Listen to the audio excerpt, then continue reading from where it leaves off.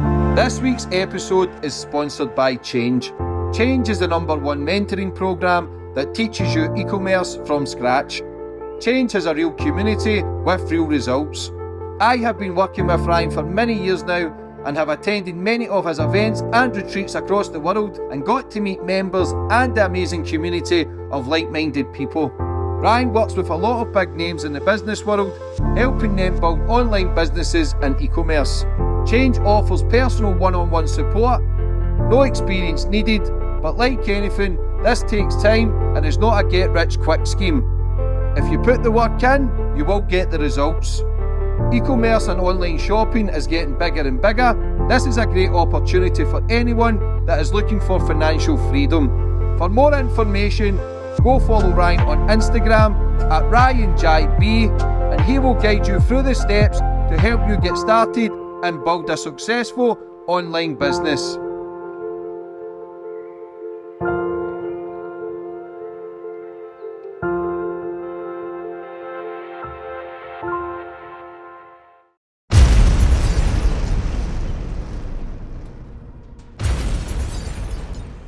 You can now follow me on all my social media platforms to find out who my latest guest will be.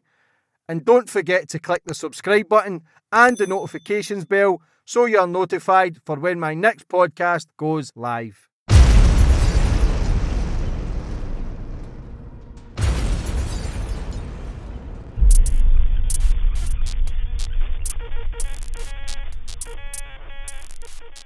And boom, we're on. And today's guest, we've got Garry Rogers. Garry, how are we? I'm fine, mate, and glad to meet you at last. Finally, mate. I know After I the let ups you, and downs. yeah, I let you down the last time, mate. But we're here now. Yeah. You've released a very interesting book, Undercover Policing and the Corrupt Secret Society Within. We're talking about Masons. We're talking about the corruption. You believe police officers shouldn't be Masons. Nope.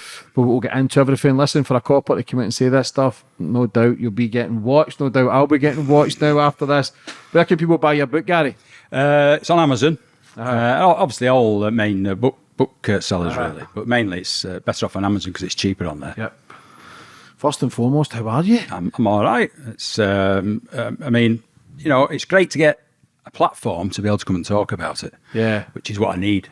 And with it being a sensitive topic, you know, there's Masons in all in the hierarchy of the country. Yeah, of course there is. There's people in the legal system, government, especially in the police. There's a lot.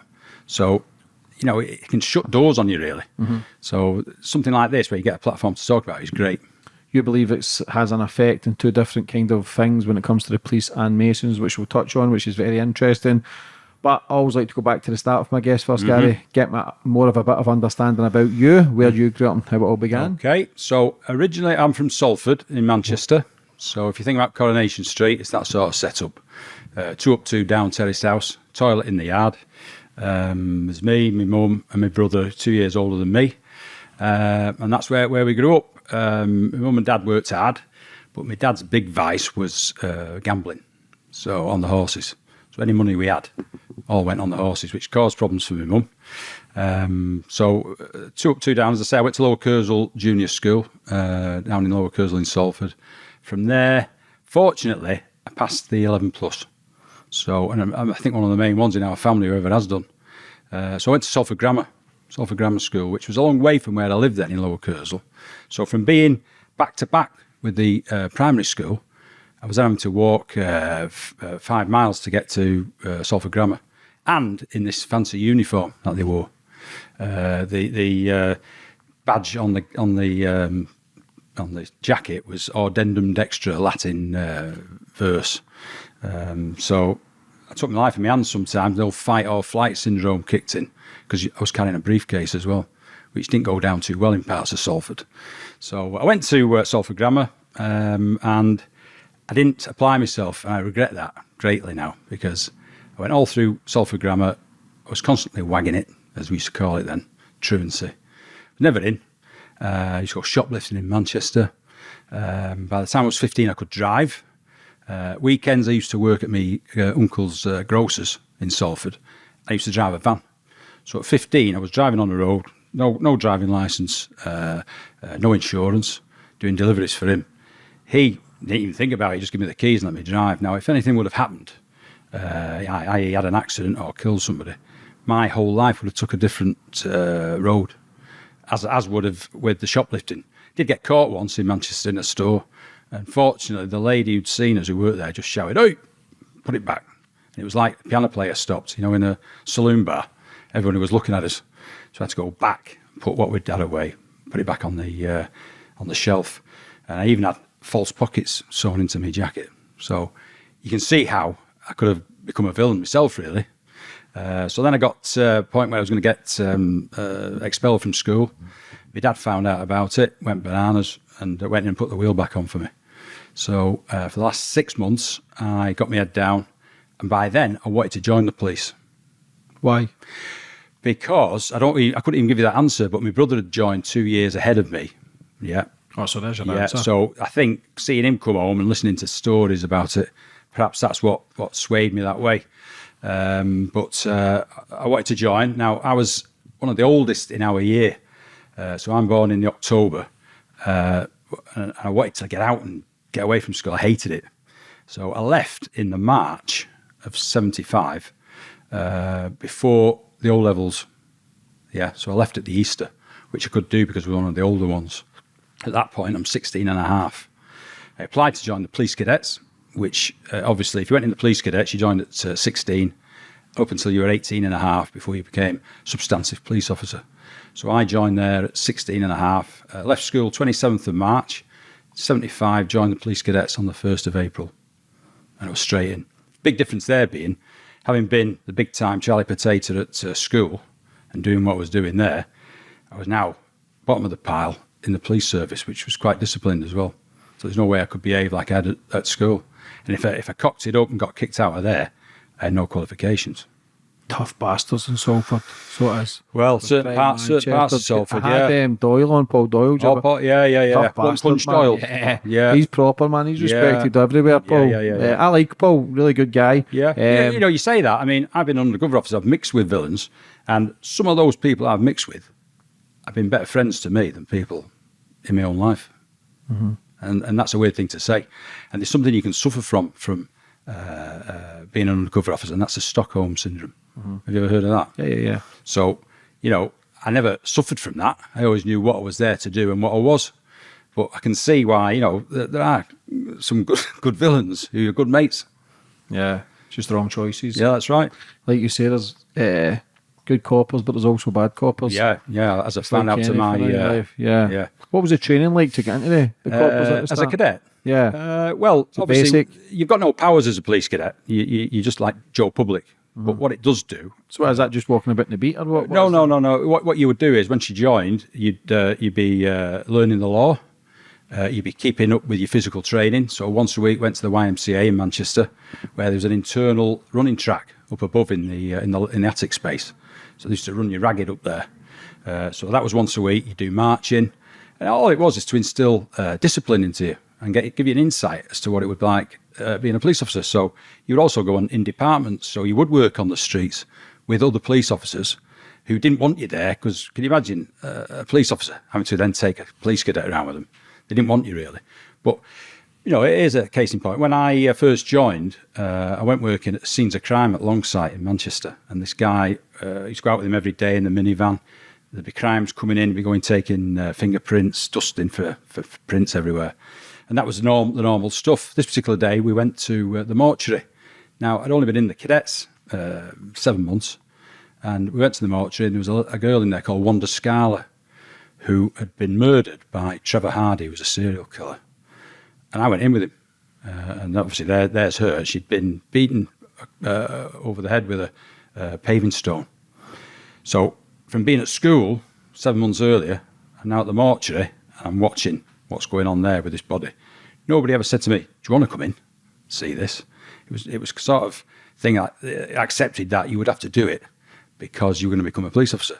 So it was a strange thing to go through, really, to have to see that. And he then went on to murder quite a few women in the Manchester area. And his calling card, if you like, was he bit the nipples off. And that's what he did. So you see how it was a weird transition from being a schoolboy and then becoming a police cadet. But that's how it was. So then I went on the streets, working at Salford, the Crescent. And my big thing today is, I think police officers, some of them, look scruffy as hell. So you couldn't have tattoos when I joined, unless they were hidden. These days, got tattoos all over their hands. You see them stood with their hands in their pockets. And they don't look to me as smart as they should do. And I think you gain respect from people on how you look. So if you walk in looking like a bag of tripe, no one's going to have much respect for you. But that's how it is today. But then you had to be smart, and it was instilled in you from being a cadet to then becoming a substantive police officer when you went to the training school. What about height? Because that used to be an issue. Yeah, I mean, in Manchester City, I think years ago, you had to be over 6 foot, to get in. But you look at police officers today, and like Ronnie Corbett, and fat as fuck. That's what I mean. Yeah, no disrespect, but they shouldn't be. And this particular night, when I was at Salford working with this lad in a police mini, we got called down Trafford Road near the docks. Somebody was smashing up a phone box. We turn into off Trafford Road, and we could see him up ahead. So he pulls up in the mini. I get out, and because I'm doing training all the time, I was off through the estate and got hold of this lad, brought him back. Him who I'm working with, by the time I dragged this lad back, he's still trying to get out because they wouldn't have got locked up that night, if I hadn't been there, because there's no way he could have run after him. and it should be that you have to maintain. Yeah, some sort of element of fitness. Of course, yeah, for sure. Or else how are you going to catch? Yeah, no, you're not going to get anybody, are you? What was your first arrest? That one. Was that? Because obviously I'm a cadet. I've chased after this individual, detained him, so I've arrested him at that point, brought him back. So that was the first one.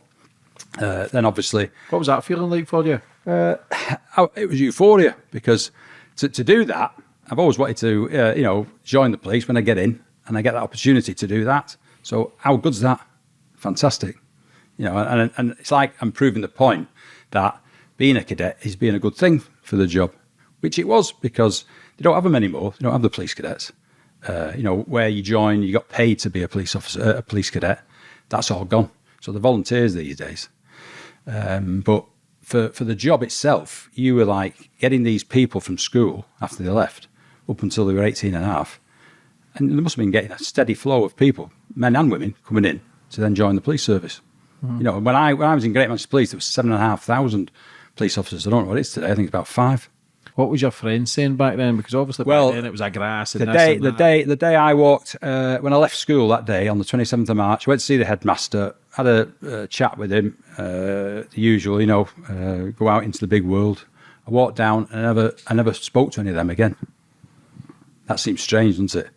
I haven't got any mates from when I was at school, because what I did wasn't the thing to do. Yeah. Yeah. So, and where I lived in Salford, you didn't become a police officer. So it was a weird thing to do. Why did you go against the grain? I think I've always done that. Later on, when trouble started for me in the job, I went against the grain there, because some people would have put up with it, but I didn't. When did you start moving yourself up the ranks in the police force? Well, obviously, having been a cadet, I then become 18 and a half, go to Bruges, get through that course there, 12 weeks, again, learning the law, and then you get told where you're going. So I'm going to Bootle Street, which was known as Brutal Street then, in the city centre. So I go there, and an incident that happened to me again, I'd only been in 12 months, and I was on nights. So I get called to Albert Square in the city centre, report of a stolen car. The victim still stood waiting. So I go, and I meet this lad, and he had a racing green Mini. Registration number was 4869 TJ. And I was always a fan of Tom Jones. I used to think that number would have been great on his Rolls Royce or something. So anyway, I take the report of the crime, circulate it to other officers on the police national computer, hoping someone's going to come across it, and carry on with the shift. So that was at about 2 a.m. At 7, we finished the 8-hour shift, and it's now Sunday morning, and I'm going home in my own car. And all I'm thinking about, I want to get to bed, because I'm on again that night at 11 o'clock. So I get to a set of traffic lights in Salford, and I'm waiting for the lights to change so I can turn right. And as I'm looking, in front of me, racing green Mini, 4869 TJ. So it's the same car I took the report of a theft of at 2 a.m, 5 hours earlier. So I'm trying to look at the interior mirror to see who's driving it. can't see properly, so the lights change, turn right into Lancaster Road, and I get on the wrong side of the road, so I'm looking into it, and there's a scrote sign it, who's not the lad who reported it. So I bid me on, he looks at me, and I pointed to him to pull up, which he does, strangely enough. So I put my own car behind him, and I get out. Now I'm in a half blues, as they would say, a blue police shirt, my trousers. And you don't have to be Rain of Britain to know what I am. So he's obviously looking in the mirror, this guy. So as soon as I get to the driver's door, revs go up and he's off. So no mobile phones then. This is 1978. Run back to my car. I'm off after him. 7:10 Sunday morning. There's no one about. So we go through Salford, end up on a dual carriageway called Broad Street, going back towards the city centre. He's ahead of me. And next thing, he comes off Slip Road down to Salford Precinct, which is a big roundabout there. He's ahead of me as he gets onto it. So as I come down the Slip Road, pull onto the roundabout looking for him, he'd pulled up on the left. Driver's door's open, and he stood at the back of the car with a rifle pointing it at me. Now, I say this is 1978. Very, very rarely any firearms incidents. We didn't even have an armed response vehicle then. It was some years later that Sir James Anderton, introduced them. And now they're on the streets all the time, 24/7. But not then. So this guy's pointing this rifle at me, and it's like the moment just froze in time, and you think to yourself, what should I do? And I've told this story to many people, and I've said, what would you do? So what would you have done? Someone put a shooter out. As you come onto this roundabout, bear in mind, this car's stolen. There's a guy stood at the back of it with a rifle pointing at you. What are you going to do? Fucking brake. Break? Get out and cause that. No, drive away. Some people say, I rammed him. Nah, no chance. So you're trying. If somebody's at a shooter with you, the first instinct naturally is to get away from it. Yeah. Unless you're some badass. Yeah. But you get these gung ho people who say, I'd have rammed him. No. Yeah. Now my point is, 12 months I've been in the job. Well, he's shooting you if I'm you're I'm full of reasonable force. Yeah. To arrest people. Was his car stopped when he was shooting? It's pulled up on the roundabout. Yeah. It stopped, and he got out of it, and then he was pointing this at me. No, you're driving away.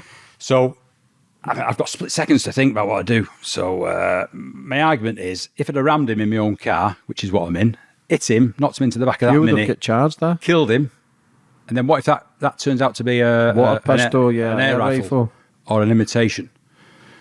Would I be charged with anything if he was dead? So my argument would be to that, at that moment in time when he's pointing that at me, I genuinely believe that my life's in danger. So was that reasonable in the circumstances? If I chose to hit him, would that be seen as reasonable in a court? I think it would. Yeah, possibly. Yeah. So what I chose to do is what you said. I drove round the roundabout, to get my head together as to what to do next. And what he did then was jump back in that Mini and drove off down Broughton Lane. Didn't know where he went. So I'm looking for him, couldn't find him. Only option, I ring from a phone box, the main control room for the police, circulate it. I don't know from this data that what happened, who he was, what he was doing, where he was going. The thing that sticks in my mind though about it, from what I think afterwards, I don't know if you've ever heard of an inspector called Ray Codlin. Oh. There was him and his sergeant who were on nights, went to Birch Services on the motorway near Middleton in Manchester. Same sort of time in the morning. Guy's been seen acting suspicious around parked cars. They get there, stop him, have a word with him. What he does, he pulls a gun out and he shoots the inspector in the chest, who's dead straight away. And then the sergeant who's with him turns and runs, shoots him in the backside. But he manages to get away. Then this guy clears off. This guy was called Anthony Hughes from Wythenshawe in Manchester. His MO was stealing cars, burglaries, and armed. Yeah. So he eventually killed himself when he got cornered by the police. But from what I've seen of him, because this was after what happened to me, it looks like the guy was in the car. So that's what I'll never know. Was it him or wasn't it? And had I have stopped and got out, would I have been shot? Yeah. But in terms of how the police reacted to that, the following day I had to go to the Criminal Records Office, look at pictures and see if I could pick him out, which I couldn't. Because when I came onto that roundabout, the last thing I was looking at was his face. Yeah, you're looking at the gun. Yeah. The only time I ever saw his face was when I was on the wrong side of the road looking in the car to try and get him to see who was driving. That's when I saw him. Yeah. But from my memory, and I've seen Anthony Hughes, it could have been him. But I'll never know. Yeah, listen, if somebody's pointing a shooter at you, Yeah. you ain't, unless you're fucking high in coke, you ain't doing nothing but try to get away. No. Do you know what I mean? If you drive towards somebody and try and ram them, But, you know, they're going to shoot you through the question the is, where's he been for 5 hours in that car? What's he been doing? Yeah. Why'd they do that? I mean, it was easy to pinch that car. You could have started with a. What did the coppers say when you reported it? Well, that's the strange thing about it. You know, you'd have been traumatised with that, wouldn't you? No doubt I was. But there was no counselling. And then I was back on at nights that night. And being young in service, you know, the police service then was like senior officers were gods. So whatever they said went. Yeah. You know, you didn't question it. Yeah. And you're supposed to be in the police service, you're supposed to be, you know, man up sort of thing. So you would be seen as a bit of a wimp then if you started whinging about something like that. So you just got on with it. But there's a number of things happened in my service where the police service were useless in terms of dealing with an individual who is a human being. Another example, which I'll give you, is on 25th of December, 78. So this is some months after that happened to me. My dad died on Christmas Day. Sorry to hear that. Yeah, Christmas morning. So he was 42 years old, died. Me and my brother worked at Bootle Street, so I'd say he was 2 years ahead of me. What happens is, my dad dies, we get called in to see the chief inspector. So after him saying, "I'm sorry, we're about it," he says, "Only one of you can have compassionate leave. The other one's got to come in." So my brother being eldest, he dealt with the funeral. But I had to go to work. Now, could you believe that could happen? That I would still have to go into work after your dad's just died in them circumstances. Because it wasn't expected. And I had to go in. And then that week, I got called to the back of Lewis's car park. 42-year-old delivery driver had a heart attack, died. So I'm dealing with that a week after my dad's just died. But there was no thought about you as an individual. You know, which I find strange to this day. Why did you stick it so long then? Because I enjoyed it. You know, once I got in, I mean, you can't beat the camaraderie on when you're in uniform on a shift. If you've got a great team of people there, it's great. And that was what it was all about. You know, so we worked hard, played hard. So, you know, it seems like I'm a bit of a, what would you call it? Jinx. Yeah, because I've told you bad stories up to now. So my dad dies Christmas Day, 78. In 79, we worked 7 days of 311s, which is afternoons. They finished on a Tuesday night. So then you would finish at 11 o'clock Tuesday night after done 7 in a row. Then you'd have Wednesday, Thursday off. So on that Tuesday night, what we would always do as a shift, as a team, would be go out and socialise. So that particular night, I was on the van, which meant I worked till midnight to overlap, to allow the night crew to come on. So at 11 o'clock, I'm at the gates at Bootle Street, and all my teams there, they've all got changed, and they're off to a place called The Boat in Stretford, which you won't have heard this terminology recently, but it was a discotheque. Yeah. And it had 2 dance floors, open till 2 in the morning. So you'd finish at 11, get your glad rags on, and they were off out down to Stretford to that. So I'm there in the van with my partner in the van, and we're talking to him through the window, and my best mate on that shift was a lad called Tony Quinn. And he was there, and he says, "You coming out?" So I said, "I'll see if I get tied up with anything. If I don't, I'll be there." But bear in mind, my dad's just died 7 months earlier. So my head was in a bucket, really. And I finished at midnight, and I went home. So 4:30 in the morning, there's a knock on the door, and I look out. Who's there? Because strange time. 2 of my colleagues off my shift. Go down, open the door, tell me Tony's been killed on Deansgate, coming back from the boat. Got killed at Knockmill. So I've just been speaking to him a couple of hours before. He's my best mate. So we had Wednesday, Thursday off. This is another example of the police. And we're all back on earlys then on Friday. But no counselling for anybody. Then obviously he had his funeral. He had the GMP drape over the coffin. I carried it with some others. But no thought about, again, individuals and how that has affected them. What happened to him? It had gone to the boat. He'd finished there come out at 2 o'clock, what they were going to do was go on to a policewoman's house to carry on. No doubt he'd had a drink. That's for certain. He gets a lift back to the station by somebody in a car where his motorbike was. He then jumps on that, and then he's off down Deansgate to go to Stretford to this policewoman's house, being followed by the lad who gave him a lift.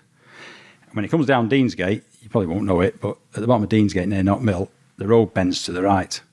At that point, the lad in the car says, he looked back at me. And then as he looked forward again on the bike, he didn't turn the corner, he just went straight on. He hit a lamppost on the corner. No helmet on? He had a helmet on, but it broke. It was a full-face helmet. He broke his jaw, which went up into his brain. Dead. And dead. Was it a copper who took him for his bike? Yeah. Yeah. Because they'd all been out for on a shift. Now, my question is, had I have gone, because he was my best mate, would he have gone back and got the bike? Would I have said, hey, don't do that? You know what I mean? I could have changed that course of events. Do you believe and yourself? the ironic thing was, he's on the motorbike that used to be mine. I sold him.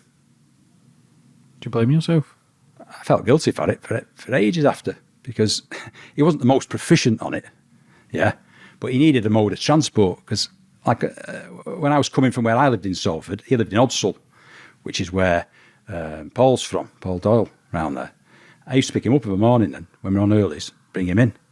So he needed transport. So we talked about this for ages, and then I had this bike, a Honda 175, which at that time you could ride with a provisional license. It's a 125 now you can only have. Well, 175 then. So, this was the ideal answer to his transport problem. So he bought it off me, and he'd had it a few months. What happened after that? Well, again, I don't know how that affected me, but it must have affected me, mustn't it? Yeah, of course. My dad's just died at Christmas Day. The gun?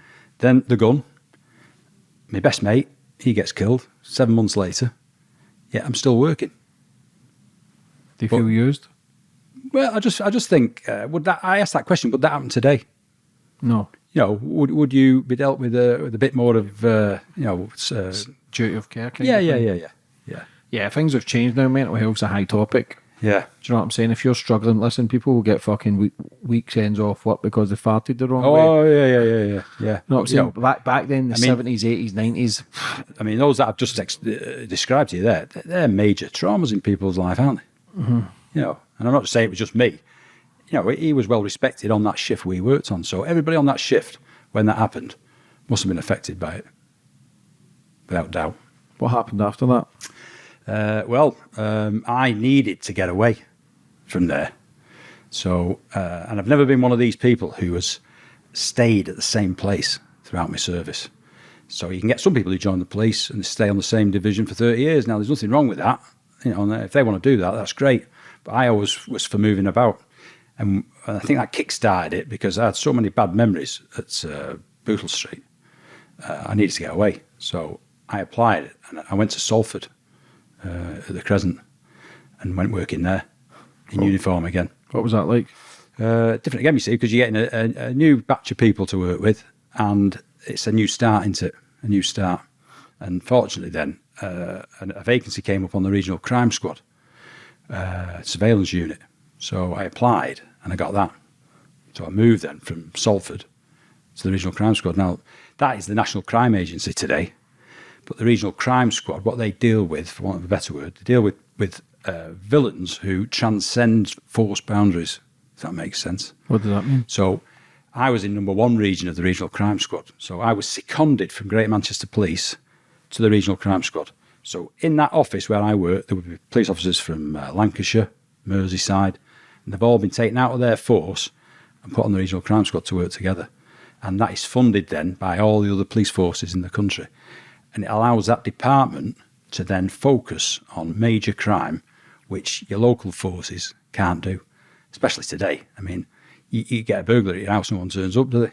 You know what I mean? That's how bad it is today. Yeah, it's going But crazy. it's going back then, So, for example, if we heard you were planning doing a series of armed robberies, we'd set up an operation on you, yeah, and then we'd be following you. And there's a great expertise at doing surveillance. What is it? So if we wanted to set up an operation on you, we'd want to know where you are so that we're going to pick you up then first thing in the morning. So where are you going to be likely? You're going to be at home, aren't you? Or we need to know if you're staying at a girlfriend's or a mate's house. So once we've housed you, we then get out early doors and we plot up round where we believe you to be. Then you'll come out, and the worst time for a surveillance team is when you pick somebody up from the house. Because if they're doing some form of villainy that day, that's when they're going to be looking for the police, to see if the police are with them. So that's when you've got to be on your game, because what they'll do is they'll move off, take you down cul-de-sacs. So if you go down there with them, that vehicle that goes down with them is blown then, isn't it? Yeah. So you've got to be good at what you do and not stand out. I read something that when surveillance is there, they put the majority of cars in front. Is that correct? No. No? No. That was pushed then. I heard that they went in front, so if it cut off... You might get in a situation where you are in front, and then you're using the interior mirror to give... Because there's always an eyeball car. Because obviously they can cut off, but they would try and judge where the car normally goes and be at front, so the car wouldn't be spotted, because they're always looking on their rear view mirror to see if they're being tracked. Yeah, I mean, what the big thing to do is to get car cover, as they call it. So you won't be at the back of them. Exactly when they look in the interior mirror, there's your face, behind them. So you've got to distance yourself by getting a couple of car cover. So there'll be the target's vehicle, then 2 Joe Soap public people behind, then you as the eyeball car, giving a commentary to everybody else who is right back behind you. So even to go round the roundabout, would you need to take the cut off then? So, you can't this is another point. A roundabout is where they could test to see if anybody's there. So if they go around it, the eyeball car is going to peel off at the first one and give the message to everybody else that he's doing that or she's doing that. Then the next car would come up.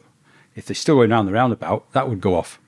But by doing that, you're just doing natural things, aren't you? So some people think they've been seen and they haven't. They've seen bugger all, really. They're doing these things, but they don't see anything. And what I was the surveillance motorcyclist. Yeah, so that was always at the back. You'd have at least 5 cars in a surveillance. Yeah, police vehicles, which were just, you don't want Ferraris, do you, so that they stand out. Because you get villains looking at cars, well, that's all right. And then if you see it again later on in the day, so you have plain cars.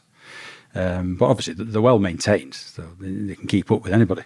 But the bike always stayed at the back. And the bike came into its own when, for example, you come up to some traffic lights, the villain's car has got through, then the lights changed to red. This could be another ploy by them to see, is anybody coming through with us? So that eyeball car would have to stop at the lights. That's when they'd be shouting up for the bike. The bike could come up, and then discreetly you'd get through that junction. Then you'd pick them up, carry on with the commentary until the cars catch up. Do you think? Yeah, sorry. On you go. I was going to say, then you would drift back out of the way. Do you think it's easier to surveillance now than it was back then? Well, if you look at the amount of traffic on the roads these days, that what I'm saying there is that bike would come into its own even more so these days, because cars can't get through, can they? Plus, you've got the helmet on, so you're not really getting away. And again, you're not dressed in outlandish gear, where you stand out. Mm-hmm. It's a plain bike, but it's a high-powered one. I mean, I had a BMW 1000 and dark leathers, but I wouldn't stand out like that. But that, it's a fantastic. We followed a team from Manchester once up to London, down to London, and they did stay at the home while we were watching them. So what better evidence is there than that? Are they going to go not guilty? I've had a few coppers on, and obviously when you're building a case and building a portfolio on what's happening with the criminals, sometimes if they had guns or gear, they would let them slide. Is that correct?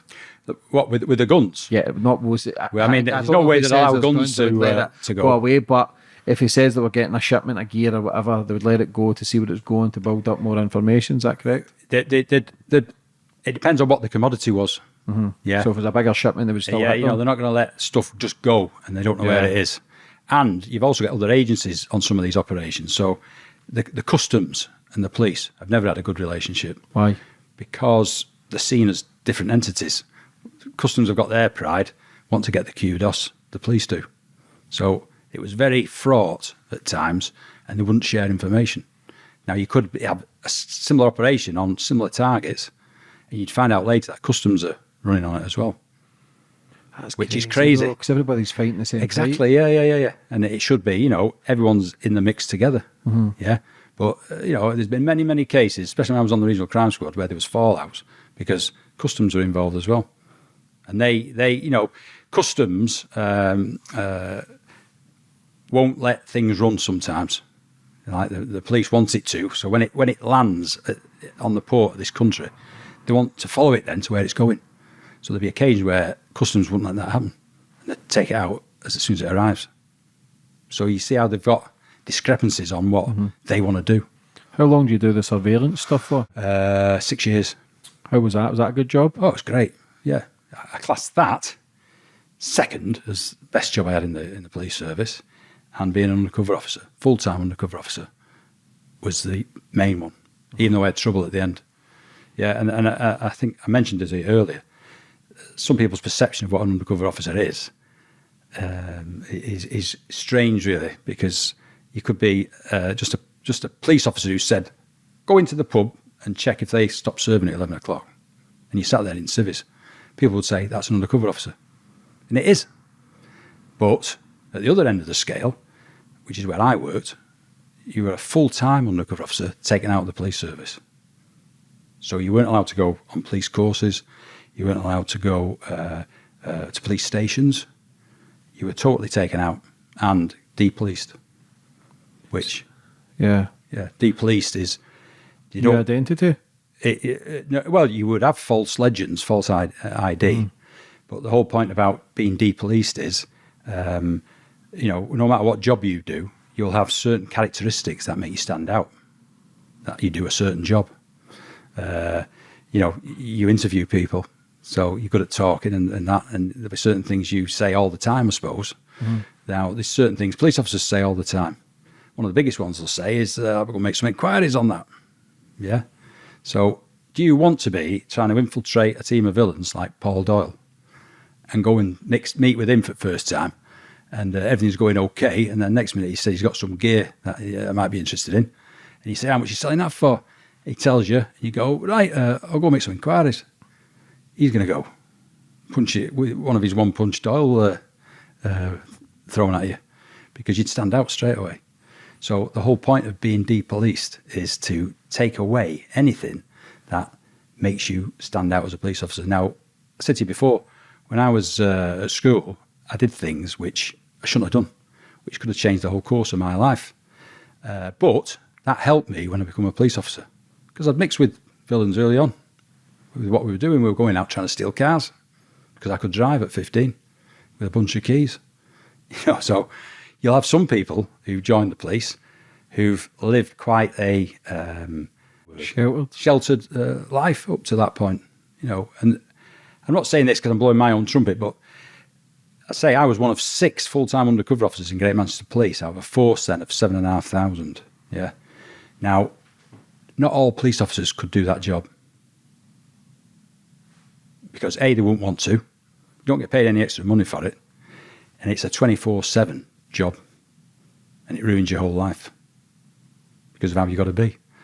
I was 17 stone with earrings, and imagine going to my children's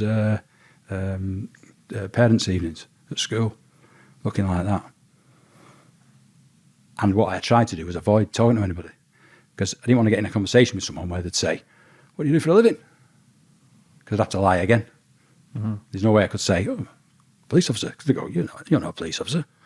And when I went to those parents' evenings sometimes, when I did go, I could see people looking at me, and they'd probably be thinking, don't let our kids play with theirs. He looks all right, but he's all rag. That's the effect it has on you. When did you start losing yourself in it, to be doing the surveillance, to be then looking out for criminals, and all the paranoia must kick in as well, and then not trying to hide your identity and losing who you were as a kid to then forgetting who the fuck you were completely? Well, on surveillance, I although that's a form of undercover work, because you're trying to not stand out as police. So you're in plain vehicles, dressed in plain clothes, and you're following people, and that's your job, to get evidence.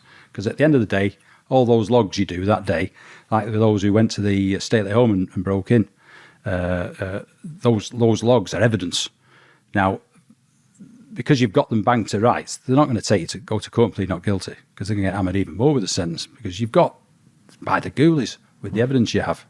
Yeah, one particular day, a team from Salford who were doing armed robberies on cash in transit vans. And I said to you before, you need to house them. So we knew they were either one of our two addresses. So we turn out early doors. Half the team goes to one address, the other team goes to the second address. By about 7 o'clock, they turn out and they're at the address I'm at. So there's one of the surveillance cars with me and me on the motorbike.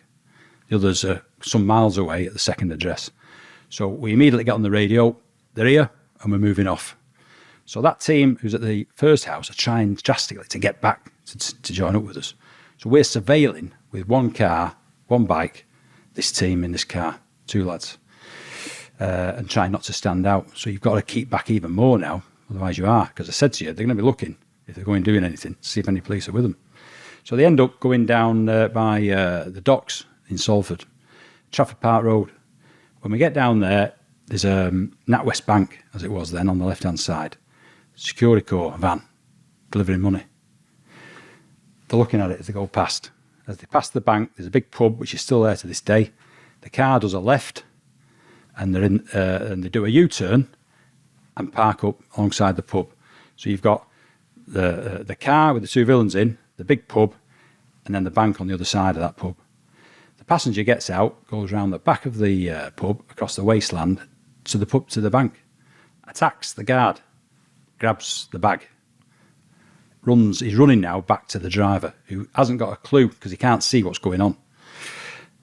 The lad who's in the car gets out, rugby tackles him. So the bag goes everywhere, money's all over the road. His mate who's driving gets out, helps to stop this guy trying to get away. Can you imagine the extra strength they get in that situation? So they both pin him down and the money's everywhere. Now, the guy in the car can't see this because he's just got the engine running waiting. And there's only me there on the bike because the others haven't caught up with us. So I have to make a decision. So I go round the corner and I pull up in front of him on the bike. To all intents and purposes, I look like a courier. So I get off the bike, don't look at him, and I go to the door of the pub and I knock. No answer. So I turned to him because the window's open. I said, "What time is it, mate?" And he went to look at his watch. I got my hand in, turned the keys, turned the engine off. Yeah, so what does he think now? Now, when I said to you before about fight or flight, he's opening the door to get out. So I'm wrestling with him then.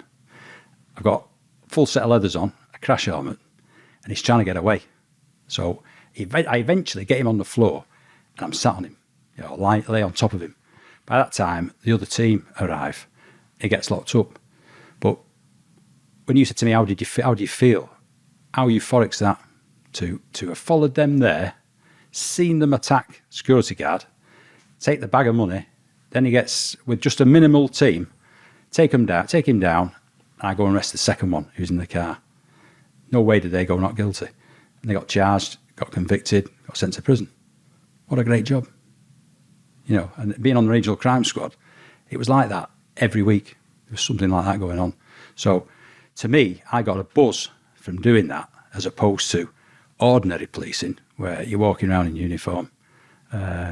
Even being in a CID office where constantly every day you get an abundance of crimes for burglaries, assaults, robberies, and you're tasked with trying to solve them.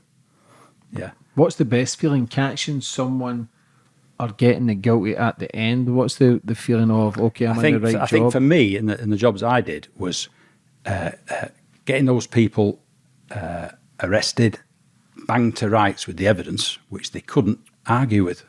So in the departments I was in, regional crime squad, surveillance, you've got your evidence. They can't get out of it because you've got what you've got. You'd have video evidence as well. But as an undercover officer, once you're well in with these individuals, you would then turn to covertly recording conversations. So at the end of the day, when they get arrested, charged, you go to court, you've got audio evidence as well and video of what's gone on. So you'd be foolish to plead not guilty because it's quite obvious to a jury what's happened and you're going to get a bigger sentence. So the vast majority plead. Why did you not stick with that job then? Yeah, because I did 3 years at one office. Then they formed dedicated drugs units, one at Liverpool, one at Preston, one in Manchester. And I went on to that. for another 3 years. But it wasn't the same as I was working then in Lancashire, Cumbria areas. So we were looking at farm buildings, and sat about in fields for ages. And it didn't give me the same buzz to be doing it as I had when I was in the city centre working with villains there. And it was all, we also had another job in that office when I was in the regional crime squad at Bolton, Supergrass case, which was fantastic for me to be involved in that and see these 2 Supergrasses give evidence against their oppos who'd done armed robberies with, so that they could get a lesser sentence. Is there a lot of grasses involved with the coppers? Well, at the end of the day, what is an informant? As an undercover officer, to get into, you can't, as an undercover officer, you can't set somebody up to do something that they wouldn't normally have done. So I can't come to you and say, James, can you get us a kilo of heroin? Yeah, you don't normally do that. And because you're my mate, you say, well, I'll go and see what I can find out. Yeah, and then you come back to me and say, I've got somebody now who'll knock you out a kilo. You wouldn't have done that normally. So that's called agent provocateur, because I've got you to do something you wouldn't have done. So the way it works, an undercover officer can only join an ongoing conspiracy. So you were doing that whether I was there or not. Yeah, you'd be offering that kilo to somebody else. What about entrapment? Is that true? Because I've had people on, but they've never really made sense of entrapment. Well, it's a similar thing, really, because you're setting somebody up, aren't you? Mm-hmm. I mean, so I couldn't go to someone who I know he's got the contact for Garry to say, can you get me 5 kilo? That's not allowed. Not if it's something you wouldn't normally have done. Yeah. So you can't set someone up. I can't set you up. And then, imagine how you'd feel if you said, oh, well, I wouldn't have done that normally. He came to me and asked me because he's my mate. I went and found out for him. But I wouldn't have gone and done that under normal circumstances. So you've been so-called entrapped, an agent provocateur to set you up. So why join undercover then? Were you just getting pissed off of the old... No, I did that for 6 years as a surveillance officer. Then I went and took the exams because I wanted to get promoted. So I took the sergeant's exam in 87, passed, because I really got my head in the books. So I passed it first time. And at that time, no matter what much service you had in, if you passed the sergeant, you were entered into the inspectors in the April. So the sergeant's in the October, and if you passed, you got the inspectors in the April. And I took it. So because I was full of law and my head was full of it, I passed them both straight away. So my career now is like looking like that, because I'm looking at getting promoted. So that's what I was focused on. And then I was in CID at Bolton, and one particular Saturday, I went for a drink in the canteen. And running around there was a guy who'll call H, who was a detective sergeant in the regional crime squad. And he, at that time, I was on the regional crime squad, was the only undercover officer in the Northwest. So I got to work on some of his jobs. And I observed him, what he was doing, which gave me a flavour for that sort of work, you see. So he was there, and I had a quick chat with him, but I knew something was going on. But he couldn't talk. So me being me, I find out what's going on. And he's now running a department called Amiga, which was the undercover unit. And they were infiltrating football clubs who had a hooligan element. And that particular day when I saw him, it was a Saturday, so there was a match on. So the undercover officers in the office at that time were doing a job on Bolton Wanderers, which eventually came, they all got arrested, and it was successful. So, but obviously the reason why Amiga was set up was because of the increasing football hooligan problem in the country in the 80s. So you had the Heysel Stadium disaster, where the Liverpool fans ran against Juventus fans, and a wall gave way. 39 of them killed because of that. So there was loads of other stuff that went on. Hillsborough. So Maggie Thatcher wanted something doing about it. So she got the chief constables in, said, you've got to pull your finger out and sort this out. So Henry H, who I'm talking about, was tasked with putting together a team who could infiltrate football hooligans. And that's what he did. He set up this Amiga unit. So that day I saw him, it lit something in me. So about a week later, I bumped into him again. And long story short, I got on the deep infiltration course, which is what you'd go on as an undercover officer. You're always chasing a a buzz, like a. Yeah, It's like It's like a obviously drug. listening to your story. You're chasing something. it's like a drug. Yeah. Yeah, you get something from it, and I agree with you totally. That's what it was like. So, Where's that come from? What is that feeling for me, when you're chasing that? Yeah. I think it's just to be doing something that isn't the norm. You know, doing surveillance work wasn't Like a the thrill norm seeker. in the police, and then being an Adrenaline undercover junkie. officer. Anybody with a motorbike, I think, is a fucking adrenaline Well, junkie. to anyway. ride a bike. I've got a motorbike. When and, I went for the interview for that, one of the questions was, would you be prepared to ride a motorbike the wrong way around a roundabout? You know, you're being asked that as a police officer. And I answered it by saying, yeah, I would, as long as it was safe. Because if I was to kill somebody, I could still get charged, like anybody else, with causing death by dangerous driving, even though your job is to drive dangerously, but keep it safe. You know, when I'm trying to catch up with a target's car who's got through the traffic lights and he's now going off, my job is at that time on the bike was to catch up with them and get an eyeball on them again, so that the cars could get back into the surveillance. The only thing about the motorbike, if you're captured and they know they're getting surveillance, you become more of a danger just getting rammed off I the mean, road. there was many times I got chased by the police because they'd seen me go through traffic lights on red. You know, but What then I'd happens disappear. then? Well, the bike I was on ghost plates, so you know, and I could get away. You didn't have the helicopters and stuff then, and most of the time I got away. What happens if you get caught? They just raid Well, through and let you know, at the end of the day, then I'm not going to get charged or locked up because I am a regional crime They squad still officer. got to take you to the cop shop just in case you then start getting surveillance from the criminals. Well, that would be a big call then, wouldn't it, as to what the situation was at that time. you just assess it then. You know, as an undercover officer, I've been arrested with other villains and taken to a police station, and I've been in the cells with them to make it look right. You know, I've spent the night in a cell in Izmir, in Turkey, with 40 other football hooligans, and the only toilet was a hole in the floor. You know, and when I say that to you, those people you're in there with are Joe Bloggs, the football hooligan. I'm pretending to be a football hooligan, and you've got to keep your head together for all that time, because there's many times you just want to switch off.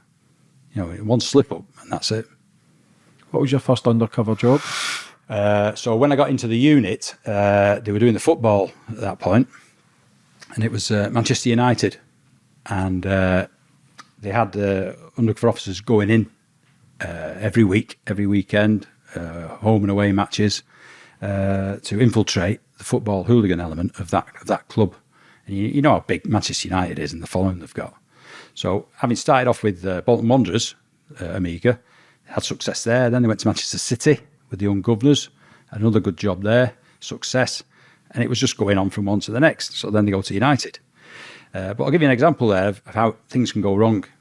So there were 6 undercover officers in the office when I was in, and there was a pub in Hume called the Grey Parrot, which is what the hooligan element of Manchester United used to use on home games. And this particular day, there's 2 undercover officers in there with everybody else, and it's being surveilled from outside and being filmed. So they're in there early doors drinking, and they're playing City this particular day. So it's a derby match. So you can imagine all the beers getting knocked back, and after a while, shout goes up, and they're leaving. And what they're going to do is march en masse to the city centre from Hume. And what they go into the city centre for, to look for opposing fans, i.e. Manchester City, to have a do at them. So they leave the pub, and it was amazing because you watched the front of that pub, and it was as if they were coming out, walking around the back, and coming out again because of the amount of people who came out. You know, you wouldn't think that pub could have held so many people. So they walk off, and they're going through the estates in Hume, and it's not, you know, in a big group, massive group, walking through, and they're being surveilled as best they could because you can't follow them all the time.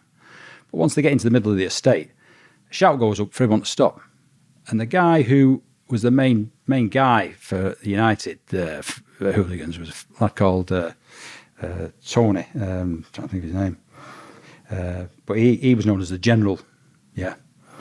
And big shout goes up for Tony O'Neill, his name, the General. Brought a few books out, Men in Black. He's had about 3 books out in total. So they all stop in this estate two undercover officers are in the group. Someone goes, Tony, come here. So he gets called over. So after he spoke to whoever, he goes, shouts to everyone, got a couple of sweets with us. Yeah, so if you didn't know what he was on about, you'd be thinking, what are you on about? A couple of sweets. Then they part from around where the two undercover officers are. It's quite apparent. Somebody's clocked them. Yeah, somebody knows who they are. So they get a good kicking, good hiding, kicked everywhere, and left in the middle of the estate, get taken to hospital. Now that's what happened to them. Are they of any use now as undercover officers? No. That's them finished in that particular task in relation to football hooligans. So, but it shows you that when you do that job, it's a small world. Life or death. You don't know who's going to turn up on a particular day, do you? So if they get beaten and they're undercover, they wouldn't get done for police assault, would they? Well, what happened was it was done in an area in the centre of an estate in Hume where there could have been no cameras. So there was no evidence apart from the two who got. So it would be very hard to prove. But if you go undercover, because remember the Kenny Noy one? Yeah. When the two coppers were in the garden with the balaclavas? Yes, yeah. See, they were surveillance officers. Yeah, who got. Why balaclavas though? Because they were there at night. So Not to be seen. So they've got to be dressed in dark clothing. You don't want to be there with your face, do you, standing out? You know, so you dress accordingly. They got into the grounds of his house, dressed in ski masks, black clothing, and they were called crops officers. So they're trained to stay in situ for like 3 days. So they crap in bags if they need to, that they have with them, but they stay there for the duration. They're not going in for a couple of hours, then coming out, someone who relieves them. They stay. Crops officers, and that's what he was. And the two of them were. So they get in, and they're watching, and then his dogs come out, start barking. And next minute he comes out, and he's got a knife with him. So his defence to that was, he had his torch. One of the crops officers realised it had gone pear-shaped, cleared off and got back over the wall, shouting to the lad who was still there, and he decided to stay, which was his big mistake. So eventually Kenny Noy comes out with his dog and his knife, and he's in the hedgerows and he's going through. He stands up then, and can you imagine putting a light into someone's face and they're dressed like that? Now there's no way that police officer would have attacked him. He wouldn't have done that. There's no need to. But Kenny Noy said he attacked him. So for his own self-protection, that's when he stabbed him. Yeah, but he didn't stab him once. He stabbed him multiple times, and obviously he died. So that was his defence when he went to court charged with murder, and he got acquitted. Yeah. What does he do a couple of years later with Stephen Cameron? You know the story of that. On the motorway. When he was on the motorway. Because that lad was getting the better of him on the slip road. He goes back to his car, gets a knife, comes back, stabs him. Then he clears off, gets that Range Rover, taken to a scrapyard, had it crushed. Then he clears off to Spain. See, he's got a great case though with the balaclava. Oh, yeah, Great well, case it in was the such a good garden. case that Yeah, the yeah, jury yeah. believed it. Yeah. But what I'm saying to you is that police officer wouldn't have attacked him. He might have even said, I'm a police officer. He'd just have to blow himself out. But it's like you says, the guy with the rifle at the start. You've got that call. Do you ram him or do you try and go round? Somebody's at the bottom of my garden. Yeah. I'm with my dog. Somebody's got a balaclava on. If I've got a tool, I'm giving them Yeah, it. but, having known what crops officers are about, Yeah. they're not there to, that day when he's pointing a gun at me, he's committing an offence just stood in the street with that gun. So although I'm off duty, I've still got the same powers as when I'm on duty to arrest him because he shouldn't be on the street. So I'd be within my rights to do that. And that's what would be expected of me as a police officer. Are they ex-army or anything? Yeah, some of them are, yeah. Because to do that for 3 days, 4 days, toilet, that's this army. goes back to what I said to you before. Not everybody could do that. I couldn't do it. I wouldn't want to be lay there for 3 days doing that. Mm-hmm. Although, 1/2 the time you're just bored as hell because nothing's going on. And you come out and you must be, your head must be in a bucket because you've just been lay there for 3 days before you get out again. I had a guy on who was the Millwall casual, what was it? The guy who went undercover. Oh, that's Jim, is it? James? Yeah. Yeah. And, yeah. But a lot of people didn't get the jail either because it was the coppers were fucking about too much or something. Yeah. I know it was a big case around it, but there was a lot of the boys didn't get. I think it was West Ham, Chelsea, Millwall, but the case got dropped. Yeah, which is What crazy, isn't it? happened? When you put all that into Yeah, it. what happens there? Well, why you do it in the first place? I don't know why the case got dropped and what the circumstances of it were, but certainly no cases from the Amiga unit got dropped. They were put before a court and they got convicted for the football hooligan side of things. And obviously, we also got the contract because the Met did have a contract with the FA to do England's home and away games. So they had question marks raised about their evidence logs, and the FA sacked them, basically. And because of the success Amiga had with Bolton Wanderers, City, and the ongoing United setup, the FA gave the contract to Greater Manchester Police, Amiga unit. So when I joined in '89, we had the 1990 World Cup coming up in Italy. So I then went to Italy for 5 weeks as a hooligan, living and breathing with them. Who did you say what your team was? United. Because I'm a Salford lad. I am a United fan. Got the accent. Yeah, so Does that play a part? Well, in at becoming the end of who the day, you got to know what you're on about, haven't you? Yeah. What I found strange was, like I've just explained to you then, you had United hooligan element in the Grey Parrot pub, and they're going to play City that day, and they go looking for them to getting involved in a battering them. And City are doing the same, looking for United. But when you go away with England, you could have City, United, the headhunters from Chelsea, and you're all one big family then, because you're supporting England. So that's what it was like in Italy. They'd all come together. There was no fighting between United, City, Liverpool. Not even the odd scrap. No, because it's all one big family. That's mad, isn't it? It's How weird. you can hate someone. I could never get my head around and it. join families And away. we used to have a... Why was the English fans so ruthless though? Every time you went, they were always on the news and causing trouble. Yeah. And I don't want to ruffle feathers, but it's the truth, isn't it? Yeah. They were I think for some, you see, some of them aren't really football fans. I'll give you a case in point. We had, I got pally with a team from Tottenham hooligan element, and so much so they used to come and stay with us in Manchester. So if Tottenham were playing in Manchester, come and stay at a covert property I had, and one of them was called Tottenham Steve. He was a postman, in his normal daily life. He'd split from his missus, left her with the 3 kids, because his whole obsession was Tottenham Hotspur and England. And what he was doing, he was nicking credit cards from the post, which you could do then, you can't do it now. But that's how he funded all the trips away. So when we went away, like in Sweden, he came there. When I went to the Euros in '92, he'd come and he wouldn't even watching the match. He'd be stood with his back to the match, and I'm trying to watch it. And he'd be near us, and then he'd be talking about what we're going to do after. So he's not even there to watch the game. So there's a case in point where somebody isn't really a proper football fan because they're not there to watch the match. They're just there to cause trouble. And he came, stayed with us one particular night. We went out into Manchester, and we came back in the car, and he wouldn't get out at the back. He was pissed.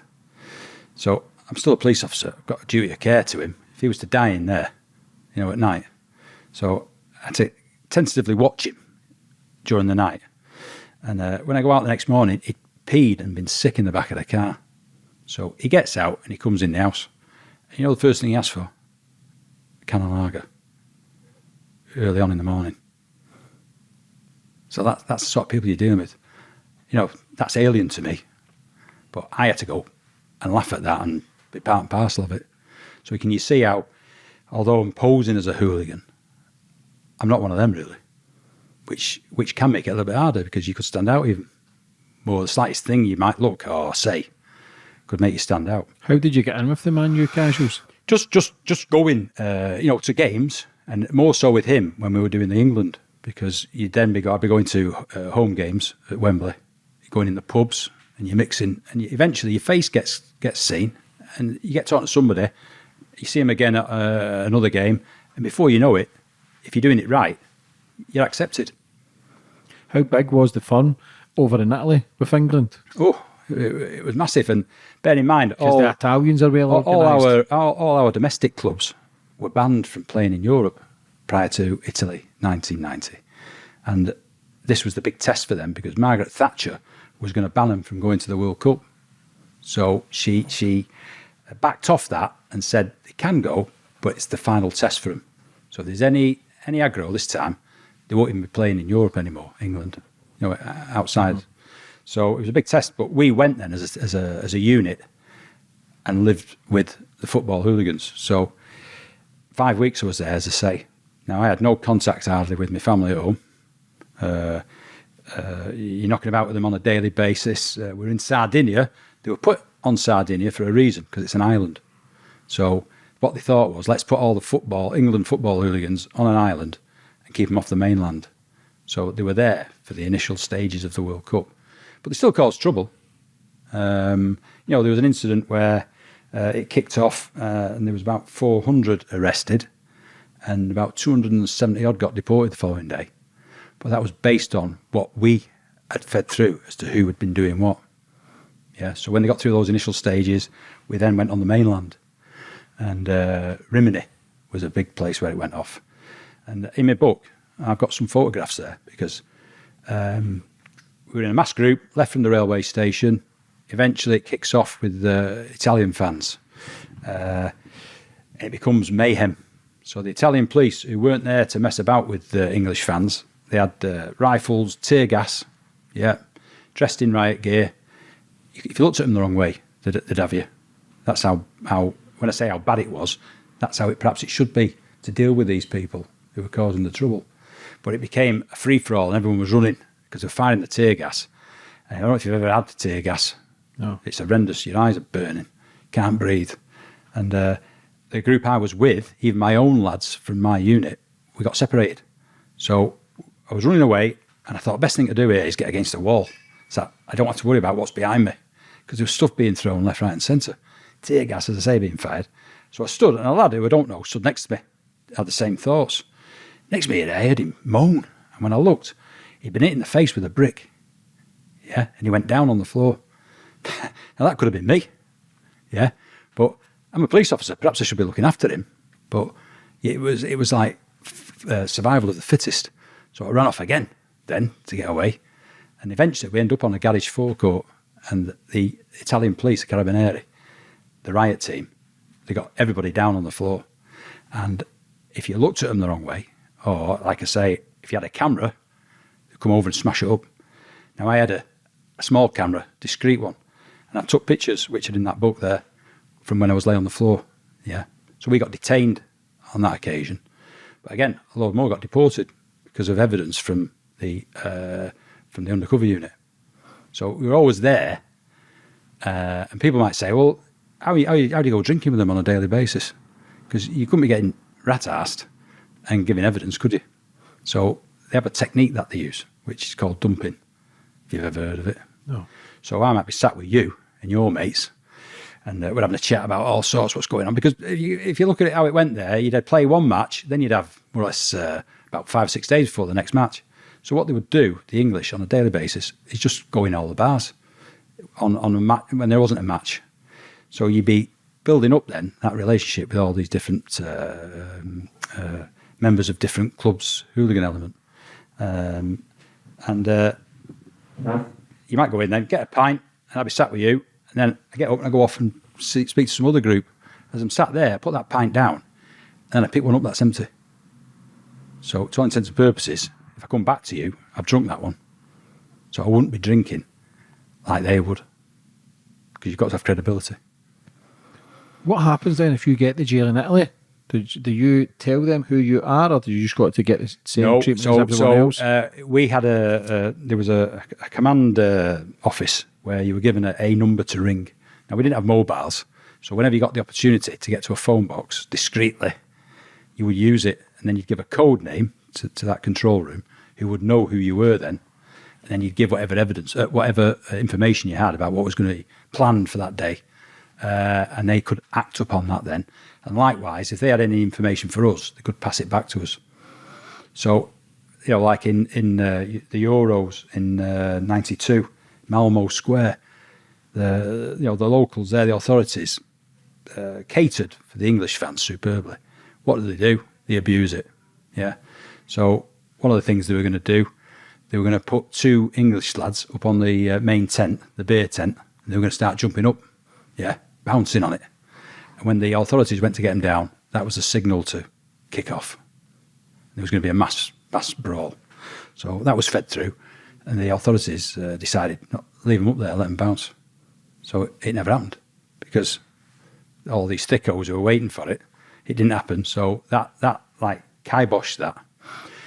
But again, in Malmo, there was an ITV news cameraman filming, and he had one of their big cameras on his shoulder. And this group grabbed him, took the camera off his shoulder, swinging it round like a bag, smashed it to pieces on the floor. Now, how much those cameras cost? Yeah, thousands. Yeah. Now, because we were there, we knew who it was. So they got locked up and got deported. How is it befriending someone and then you have to get them sentenced? Does that play in your mind, or are you just there to do a job? This is where, when I said about Stockholm Syndrome, you might forget who you are and what you're there for. But at the end of the day, whoever you're dealing with is doing something they shouldn't be doing.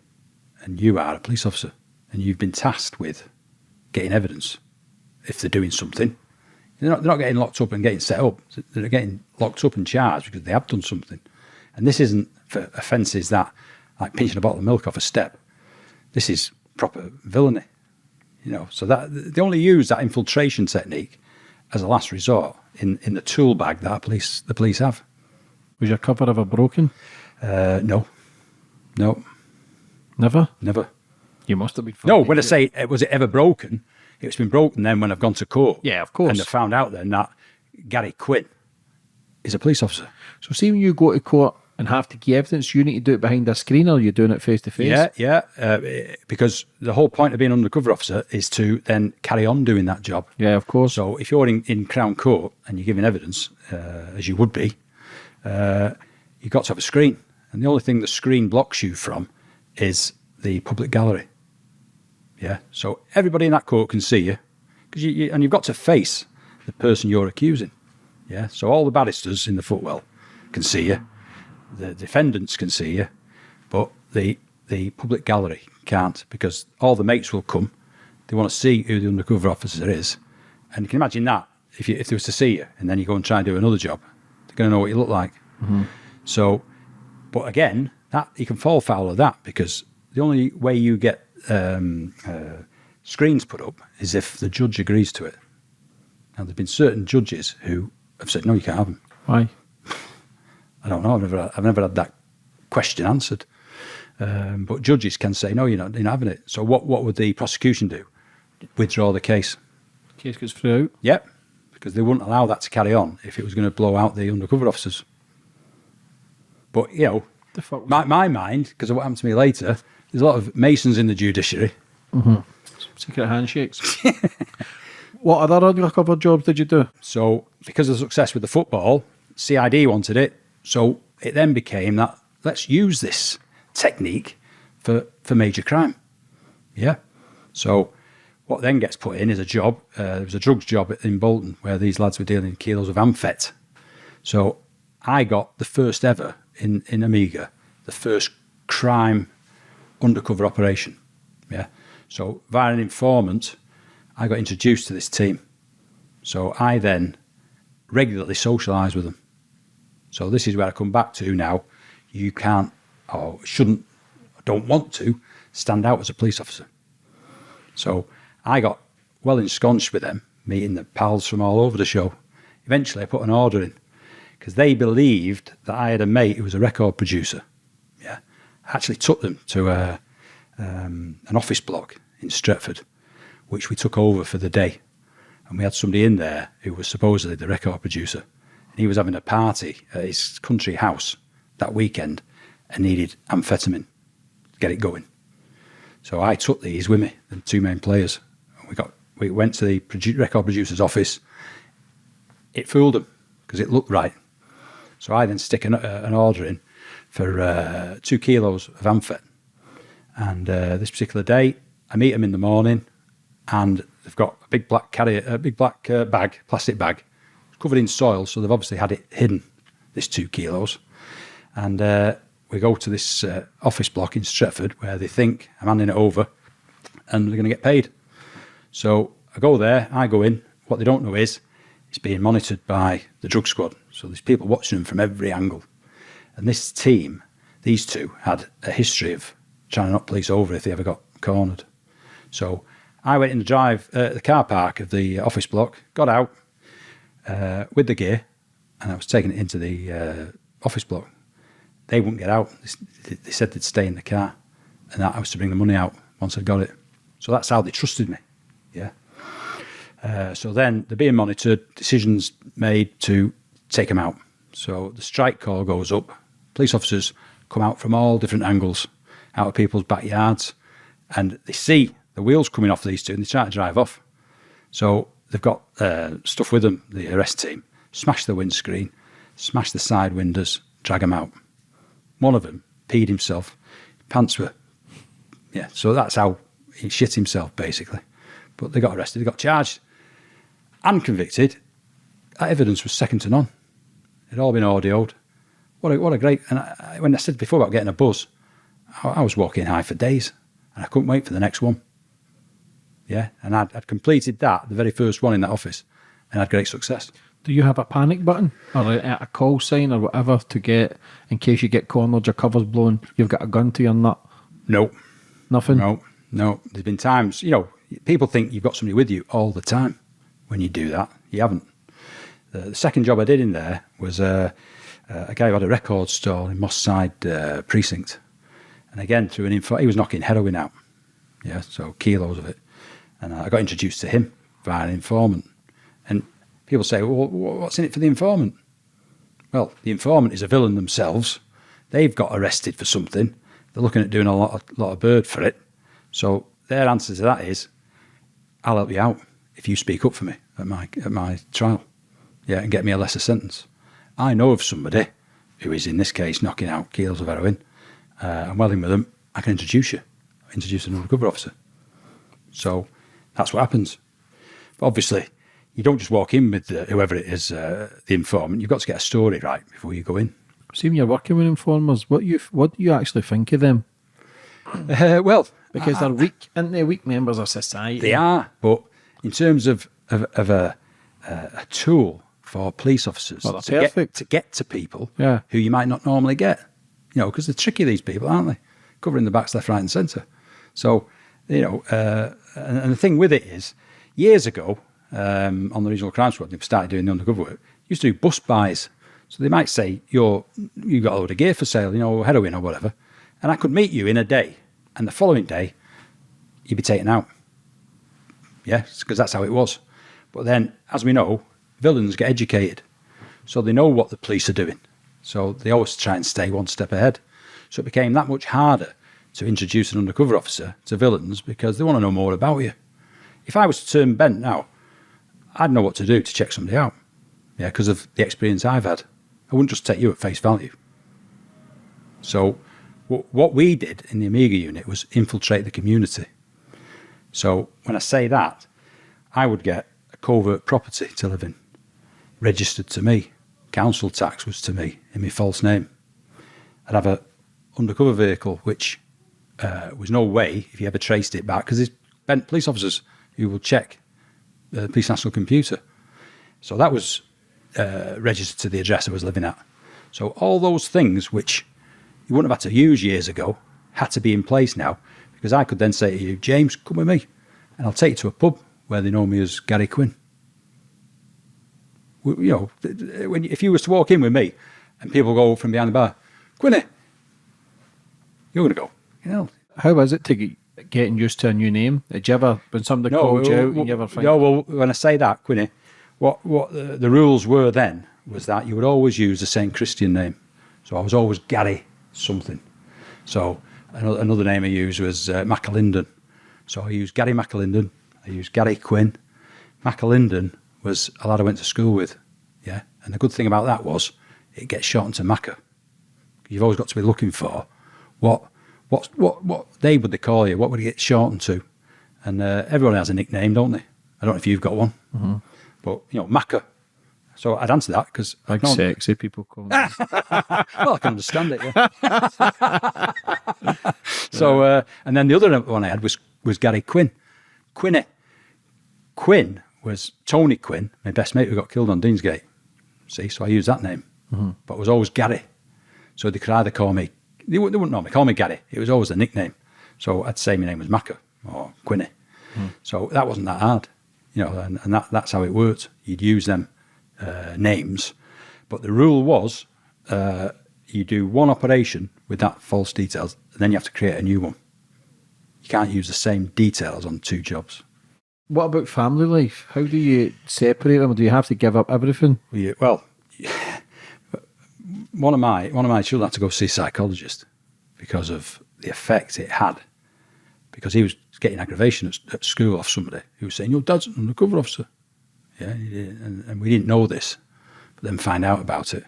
Goes to a doctor, got a psychologist, and said he's worried about someone in the family, and it was obviously me. Yeah, because although they knew I was a police officer, I didn't look like a police officer.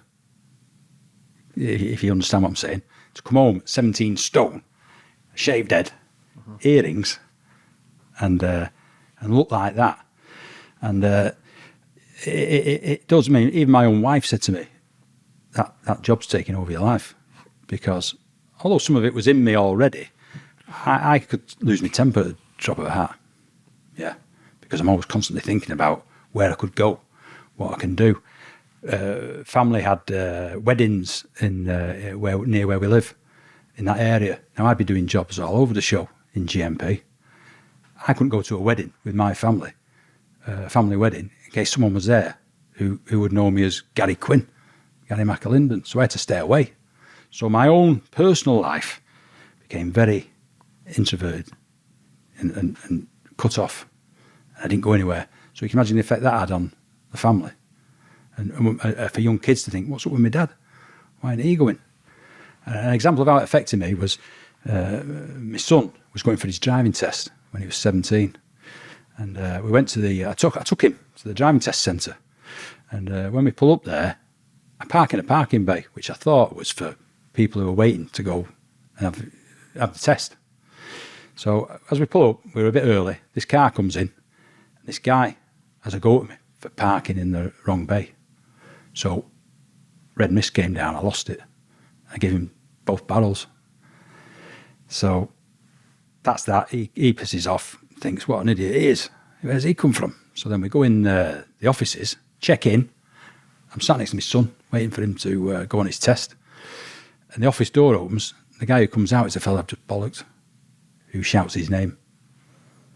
And I'm thinking, you think,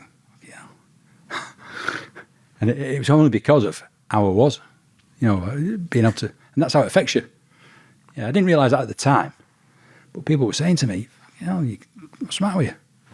And because you're taking on that persona of, I was an armed robber. Yeah, that's what I purported to be. And I felt that guilty because he was going with this guy now who I've just bollocked. And I'm thinking this fella's going to fail him now because of how I've been. But the guy, take me out to him, professional. Yeah, he didn't look at that. That's me. It wasn't him who was saying that to him. And my lad went out and he passed. So, great. But initially I thought, I messed it up for him. Did you lose yourself in the job? Yeah. And it's, like I said to you before, it's a 24/7 job. So you can never switch off? So no, you can't. You could never separate undercover to family man? Never ever switch off. I did a job with some ram raiders, and this team were regularly going out ram raiding, using stolen vehicles. And this was the first job in that office I did without an informant. Yeah. So as an undercover officer, you would normally get introduced via an informant. We didn't have one for this, but we had information about what they were up to. So, but we knew they went to a particular gym every day training. So they were taking steroids, pumping themselves up. Then when they went and did the ram raids, they'd nick cars, balaclavas on, dressed in black, and they're off. They'd already run a police officer over one night when they were escaping. That's how bad they were. So I couldn't go in as a ram raider. And can you understand why? because I couldn't be sat in a car with them on the same level as them. Great evidence, but what if we killed somebody? And it turns out at court, they had a police officer with them that night, and they run somebody over and killed them. It wouldn't be right. So there's no way I could go as a ram raider myself. So I had to go in above them. So I put myself out as a handler of stolen property. Yeah.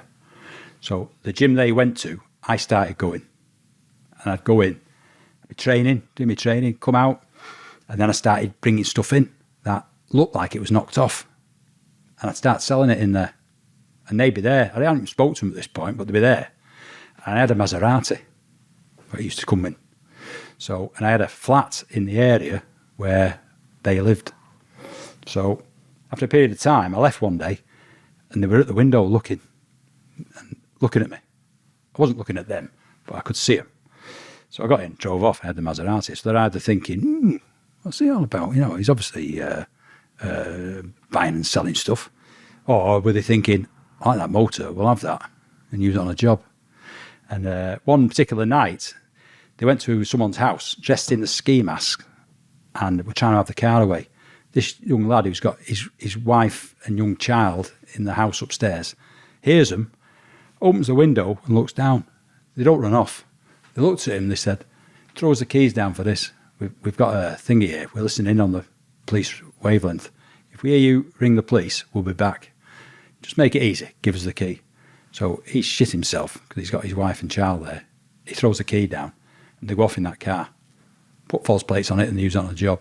But that's how they were.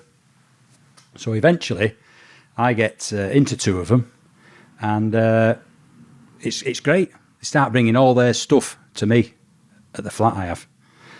That flat is battered with video cameras and audio. Every time they come, they get filmed and recorded, bringing the stuff. So the force is only going to allow so much money to go doing this. So they do a motorcycle shop in Preston. And they take all the stock of leathers, crash helmets, boots, and it all gets brought to my flat. And this was just a couple of days before the Easter holiday in the April. So I thought they're going to get taken out here now. So what does GMP say?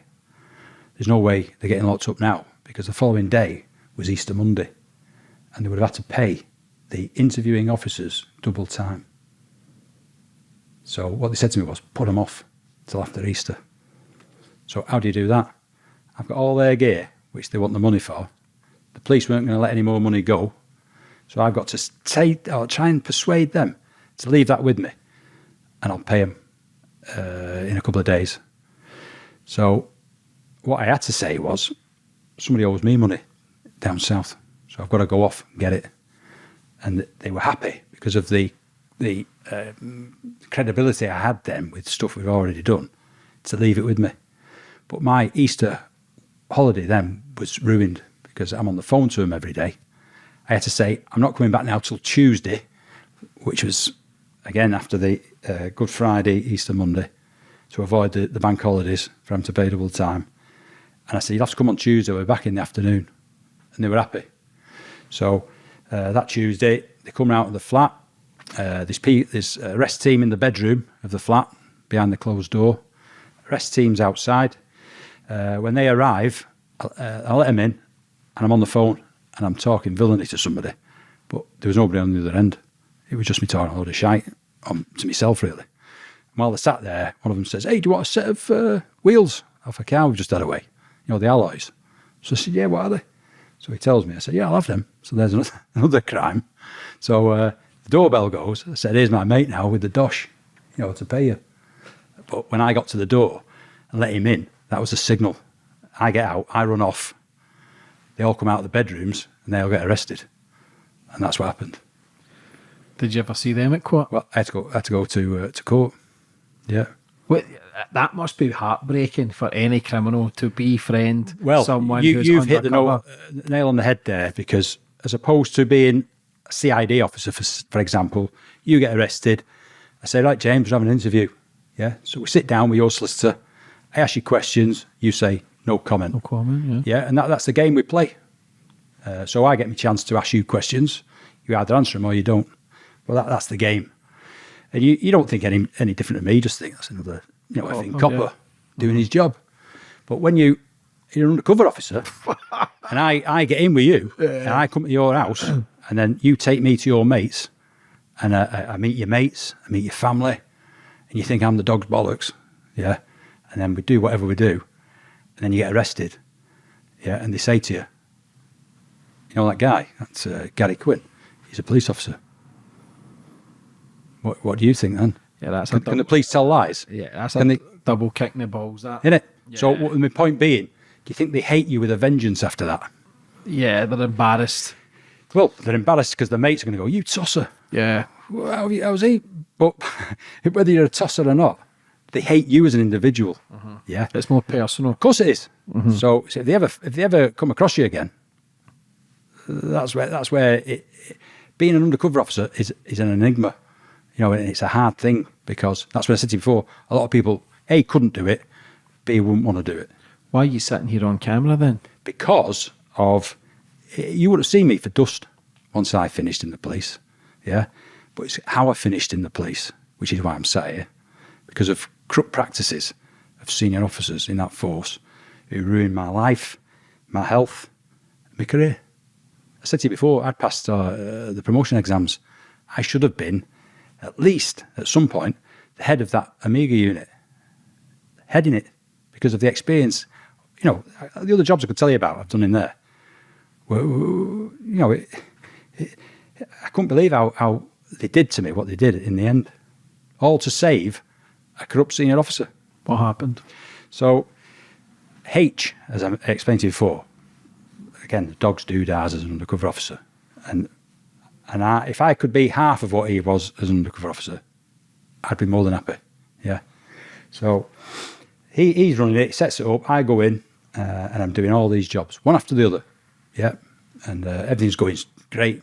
And then about 1993, H leaves, yeah, and goes to security services. We're all wondering who's going to take over.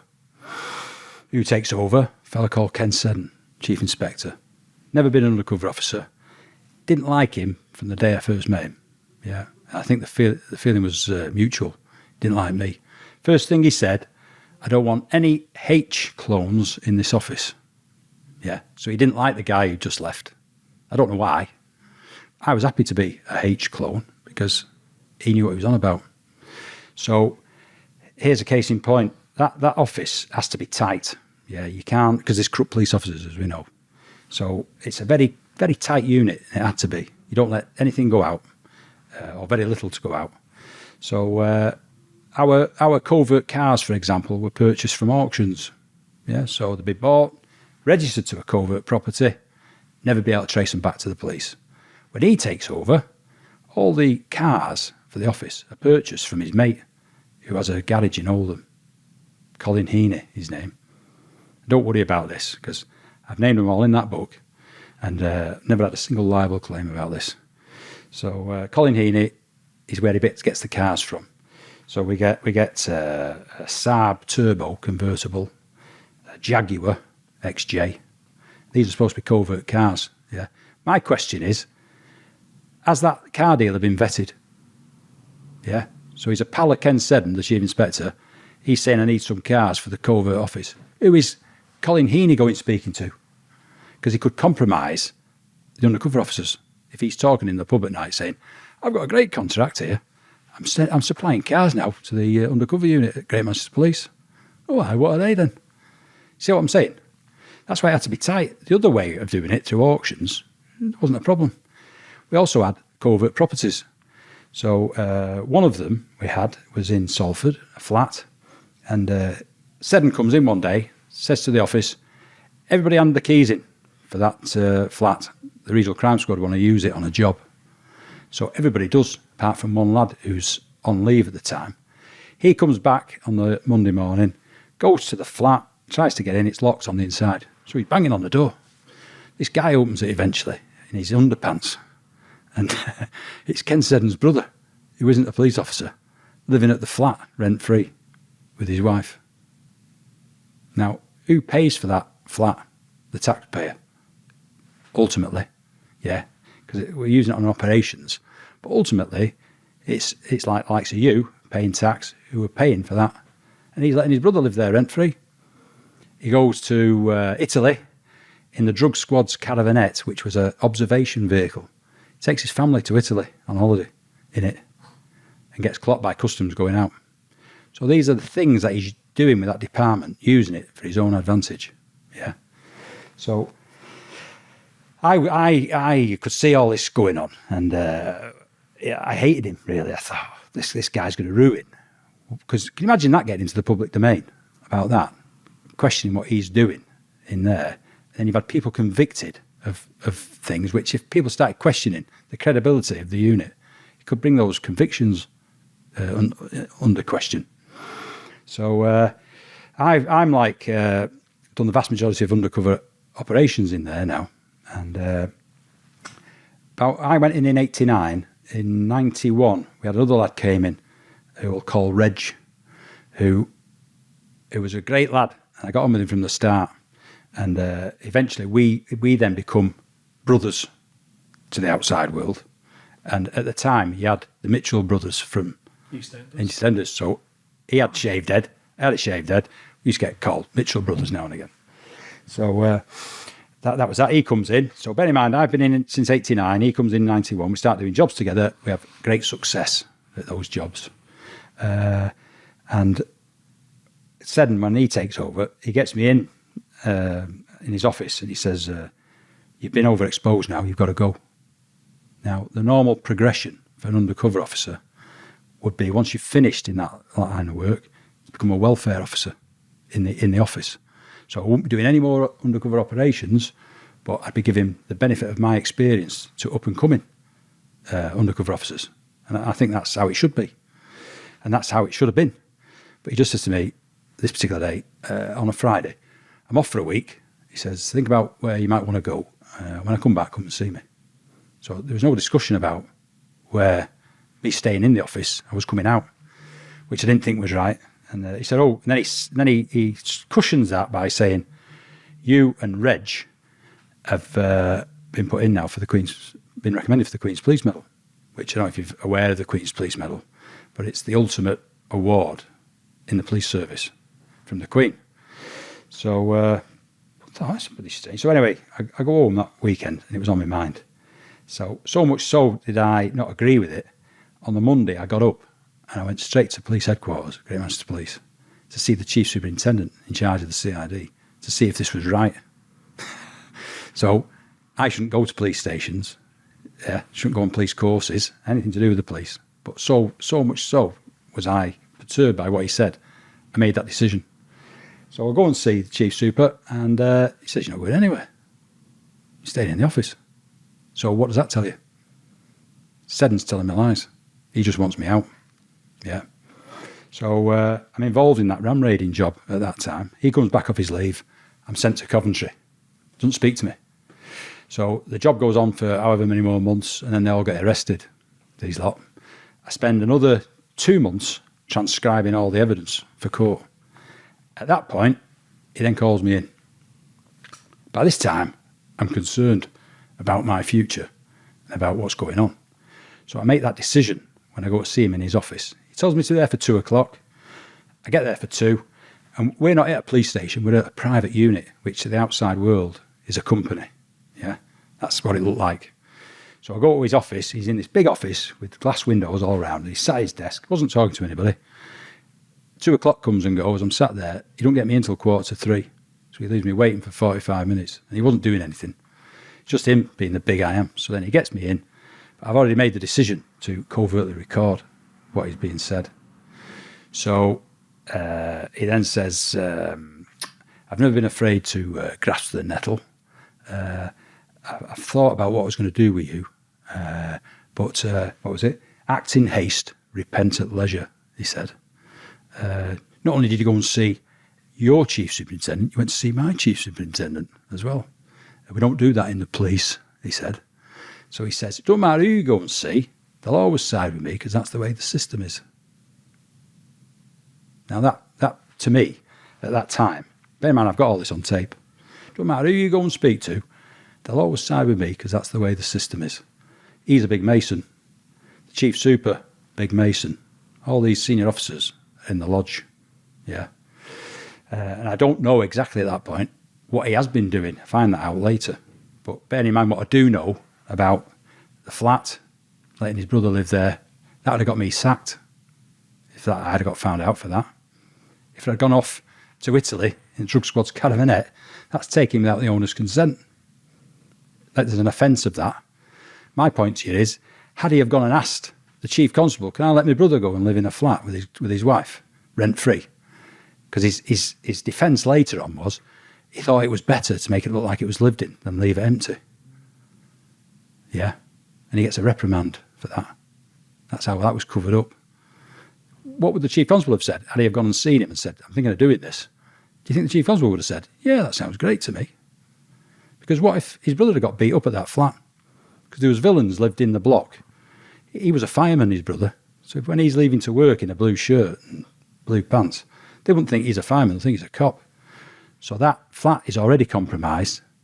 Had he have not been found out, he would have allowed undercover officers to go back once his brother moved out and use it again. And it's compromised. So it's totally... I can't believe it now when I'm talking about it, that he allowed it to happen. Why did they have a bee in his bonnet about you, though? Because I wouldn't do what he wanted me to do. So his big thing was, why don't you come drinking with the lads? Yeah. Why don't you come drinking? The rule for undercover officers is, do you think I want to go and stand in a pub with the overt side of the office, who are known as police officers, and be seen there drinking? The way I looked, 17 stone, shaved head, earrings, be in a pub, and somebody could be sat over there watching, who knows they're police officers, sees me stood with them, and then the following week, the job's asking me to go and infiltrate such and such a body. And that person sat over there could be involved in that lot, and my cover's blown straight away.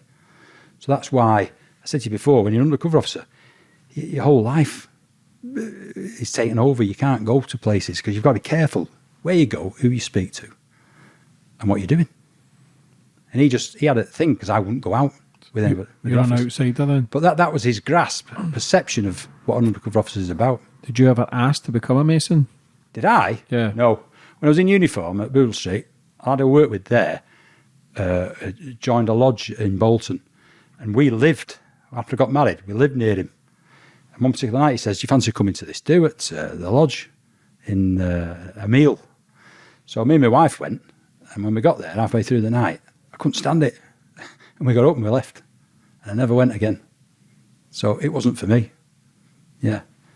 And the thing about in the police, when you go for a promotion board, for example, you would be going up against an assistant chief constable, 2 chief supers, when you're going for a promotion. So they would be on your board and they would interview you to see if you're suitable for promotion. What's the chances of those at that level being in a lodge? Yeah. You go, I'm going in with, say you're a police officer, I'm a police officer, you're a Mason, I'm a not. I've got even more experience than you in some of the jobs I've been involved in. And we go in and they go, oh, it's James from the lodge. Are you going to get promoted or am I? Yeah, everything kept in-house then. Yeah. And an example of that is, John Stalker. You heard of John Stalker? Mm. John Stalker was Deputy Chief Constable for Great Manchester Police. Then he got appointed to do the shoot-to-kill inquiry in Ireland. Yeah, the hay shed murders, where these guys were shot by the police in a hay shed, and it was thought that the police in Northern Ireland were shooting to kill without asking any questions first. So he gets appointed to run that and look into it. John Stalker, A, he wasn't a Mason, and B, did the job right. Yeah, so he couldn't be diverted by anybody saying, don't say this, don't say that, cover that up. Yeah. He went for the jugular and was getting there. Then he discovers that there's a recording being made, an audio recording of what happened on that night when these got shot by the police in this hay shed. So he requests it. At that point, because he's requesting this, which would blow the whole lid off it all, he gets suspended because some accusations made that he's been knocking about with known criminals. Yeah. One of which was Kevin Taylor, who was a businessman in Manchester, who was connected with villains in the past. He used to run a car pitch in Ancoats, but he'd never been convicted of anything himself. He was a businessman, self-made millionaire. John Stalker was a friend of his. So he gets suspended, John Stalker, and investigated for this. And eventually he is exonerated and returns back to the force. Whilst he's been on suspension, the head of the CID becomes a guy called Peter Topping, another big Mason who headed the CID. Stalker comes back, and what he said was, because I've read his book, he said, had he never have been suspended and still been Deputy Chief Constable, there's no way he would have allowed him to become head of the CID because he was inexperienced. Yeah. So when he comes back, he gets Peter Topping in his office, and he puts to him the fact that he's discovered that everybody in the drug squad and everybody in the fraud squad is now a Mason. And Peter Topping said, yeah, that's right, because they're the only ones I can trust. So how crazy is that? There you've got the head of the CID in Great Manchester Police has installed Masons, Masonic police officers in the drug squad and the fraud squad. And he says they're the only ones I can trust. The others, I only think I can trust, is what he said. Now, is that right? Because again, I'll put that to you. Me and you might go to get in the drug squad, and we're of equal standing in relation to what we've done. You're a Mason, I'm not. He's going to pick you purely because you're a Mason. He says he can trust you, but he can't trust me. Why is it so popular within the police, people being a Mason? Like we says, it's that Mason. Because it's a way of, some people, I think the majority who joined it thought it's a way of getting on this and getting promoted. Moving through the ranks. Yeah. Because, you know, in my time in the police, people would say, how's he got promoted to that rank? It's a waste of space. So then you start thinking, well, how has he got promoted? You see what I'm saying? And to me, like I say about the oaths, the oath of a police officer is to serve the crown without fear or favour. And then you look at the oaths of a Mason, and it contradicts the police. And it also says in one of their oaths, and if you see the hailing sign of a fellow Mason, you should help them, assist them, unless it's for murder or treason. And if you help them in them circumstances, it's down to you. If you help them or not, it's on your own head then. But you should always try and help a fellow Mason. The Manchester Evening News, so bad was it in Great Manchester Police, they once superimposed the Great Manchester Police headquarters sign over the South Masonic Lodge, the Great Manchester Police headquarters over the lodge sign. And they said this is where a lot of GMP's promotions take place. So you're thinking if a criminal's a Mason, a copper's a Mason, the copper catches this criminal, finds out he's a Mason, he could potentially get let off, or is that too far-fetched? Well, of course they could, and it has happened. I put my pension on that has happened. Like Kenny Noy's no doubt been helped in the Hammersmith Lodge. He's heard things, been told things. You had Operation Countryman back in the 70s, which was the pornography debacle, where the commander eventually was charged with corruption because he was taking backhanders from all the porn dealers, in Soho, and that was Operation Countryman. Again, Masonic influence. Look at Hillsborough, the commander on the day when all those fans got killed. The commander was a Grand Master. What happened? Statements got altered because he made the wrong decision on the day. Yeah, then they tried to cover it up. What was he saying? Down at the Liverpool fans, they were all pissed. And it had nothing to do with that.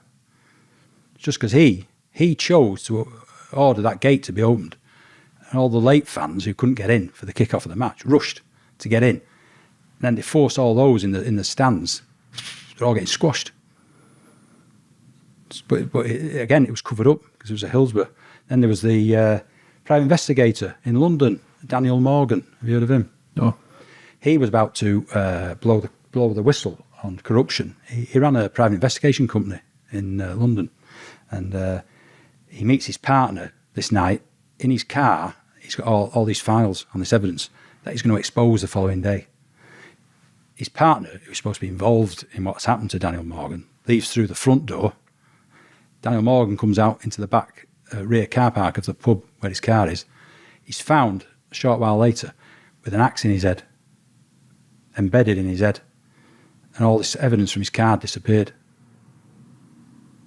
Masonic, he was supposed to be about to expose Masonic corruption in the Metropolitan Police. Does your life become a threat? You know what? I don't even think about that, because you might say, well, you said to me before, what are you doing sat here with your face on this camera? Well, that's how strongly I feel about it. You know, it hasn't gone down well at home that I'm doing this, but it would make me... I was diagnosed with post-traumatic stress disorder, yeah, and I had to go to London to see a fellow called Professor Gisley Good-Johnson, who was great, yeah. If anybody looks him up, they'll know what I'm talking about. But if I haven't done what I've done, and how I speak out about this now, I hope it tells people how strongly I feel about it. Because if I didn't do what I do, my health would be even worse. Because it eats away at me. It's on my mind every day, still. What is? What happened? With this guy? And what the force did. And what happened? So obviously, what happens then is... When did they get sour? I go to... he gets me back in, bollocks me that day. I record everything. So I've got all this on tape. And he says, for the time being, you're staying in the office, right? But I knew my cards were marked. You would do, wouldn't you? I've upset him. Yeah, so I'm no longer on his Christmas card list. So I'd been stopped having any overtime and anything up to that point. So he says, you'll be considered for operations again now. So this other job starts in the office.